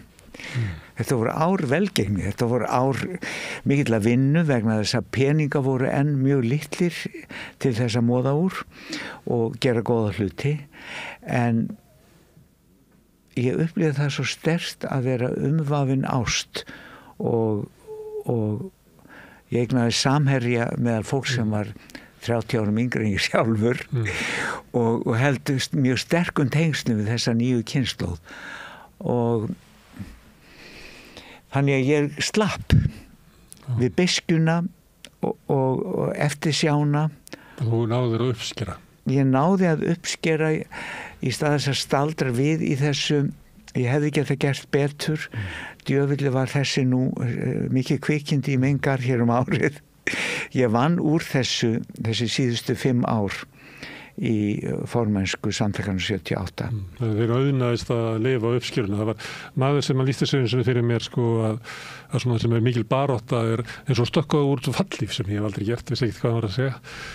Að þú bara svífur fyrst bara og ert upptekinn af því að muna tói í spottan og eitthvað svona bara, svo stóri í spottan og þá þenst fallífin út og þú svífur með vindinum og þá hugsaðu rosalegur háaði var þetta því þú heyrir það ekki raunverulega fyrr en að áttar þig á því fyrr en að reglífin fallífin spennist út og mér fannst þess að þú verið að lýsa þessu að árin fram við aldamótum að þegar að verður eiginlega friður baráttuna að þá upplifur raunverulega hvaða rosaleg læti voru þetta sem að gengu á síðustu 20 ár. Já, maður verður að brynja sig meðan á átökum stendur og þetta þekkir þú líka úr þínu lífi. Og svo áttaði maður sé á því þegar upp staðið eða hægist að hvilk átök þetta voru fyrir eigið tilfinningalíf og annarra. Já, við skulum líka muna það að þessum átökum ekki lokið. Mér bregður þegar ég hitti vini mína sem eru ennþá í starfi, aktivistar og innan hreyfingar hinsegin fólks og kemst að því hvað höggin bíta hart. Þar fólk sem brennur út vegna álags í starfi, símhringinga og svívirðinga utan úr bæ. Þetta daglegt brauð. Þá marga hópa eins og fólk sem að berjast fyrir bara réttindum innflytjenda og flóttafólks og það verður fyrir alveg ótrúlegu áreiti sko. Já. Niðurstaðan með öðrum orðum svo, baráttun líkur ekki. Við getum haldið heiftinni og vonskunni niðri með því að standa gegn henni, hvar í flokki sem við stöndum, en við fáum ekkert sumarfrí. Og við höfum kannski að horfa á það að baráttan linnulaus og við höfum að lifa þar, við verðum að geta að lifa þar án skilyrða að við ætlum að fara að lifa þegar sigurinn komin, þess að hann mun aldrei koma endanlega, þannig að kannski kúnstin að standa í baráttu, réttlætisbaráttu og það að leyfa sér að tala gegn hópnum þegar það á við og annars líkt án þess að það sé bundið því að maður uppsker einhvern veginn á endanum heldur. Hvernig getum við haft fallega baráttu og þess vegna finnst mér gaman að tala við ykkur úr sem að byrjaði sem réttindabaráttu á Homma fyrst og fremst og var síðan samkynhneigðra og núna fyrir hinsegin fólk að því að sumuleyti svo margt að læra af hvernig þið háðu ykkar baráttu og gerðu baráttuna sjálfa einhver leyti gleðilega. Takka þér fyrir þau orð, þetta mjög fallega sagt að gera þessa baráttu gleðilega. Því að án kætinnar, án gleðinnar vinnast einhver virkilega góði sigrar. Ég man að eftir fyrstu gleðigöngu hinsegin daga árið 2000 var það. Það vakti mikla athygli, mikla fjölmiðla athygli, þetta var stór viðburður. Þá var ég að vinna ásamt Jóni Múla Árnasyni að endurminningum hans. Hann gaf út endurminningar sínar í 3 bindum, þjóðsögu Jóns Múla Árnasonar og það fór ægilega vel á með okkur. Þá hringir minn maður að morgni mánudags eftir þetta allt saman og á við mig smá erindi varðandi útgáfuna og eitthvað sem hann vildi láta breyta eða lagfæra í texta á síðustu stundu og segir, svo þakkar hann fyrir hátíðina og segir, veistu, ef að homarnir og lesbíurnar hefðu fengið að ráða 1. maí dögunum í gamla daga, þá hefði ég sósíalistaflokkurinn gamli aldrei lagt upp laupana. Og ég var lengi að skilja þetta, dýptina í þessu. En það nákvæmlega þetta sem hann var að tala um, það var ærslin og gleðin í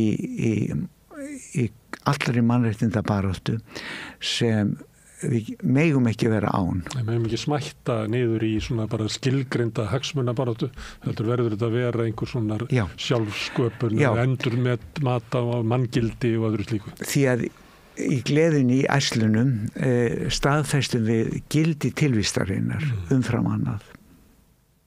Ég játa það að við í okkar hreyfingu lærðum auðvitað margt af öðrum. Sum okkar voru til dæmis bendluð við stjórnmálaflokka á vinstri vængnum í gamla daga. Ég lærði sjálfum mjög margt af kvennarhreyfingunni og hennar aðferðum og dáðist að þeim á sínum tíma. En hverri hreyfingu hæfir sitt og á einhvern hátt hver þjóðfélagshópur að móta sína eigin stefnu, sína eigin baráttu, sína eigin leiðir. Og hefur ólíka kultúr. Og það besta sem gerðist við hreyfingu hinsegin fólks var það þegar við virkjuðum ærslin og óstýrileikan sem innan með okkur og hérna færðum hann út á götu. Þorvaldur, takk fyrir að koma inn í helgispjall og gefa það tími í þetta. Takk að þér fyrir spjallið. Gott að sitja hér. En hlustundu þakka ég náttúrulega kærlega fyrir að glæða þessu samtal okkar lífi og breyta þessu í fjölmiðlum. Minni á að framundan helgardagskrá samstöðunar. Við erum komin svona aftur í gang eftir jólafrí. Á morgun verður þjóðmálaþátturinn Sinn Egils, þar sem að mæta hér góði gestir til þess að greina pólitíkina og samfélagið. En ég óska ykkur öllum bara góðrar helgar. Segðu það á Samstöðinni.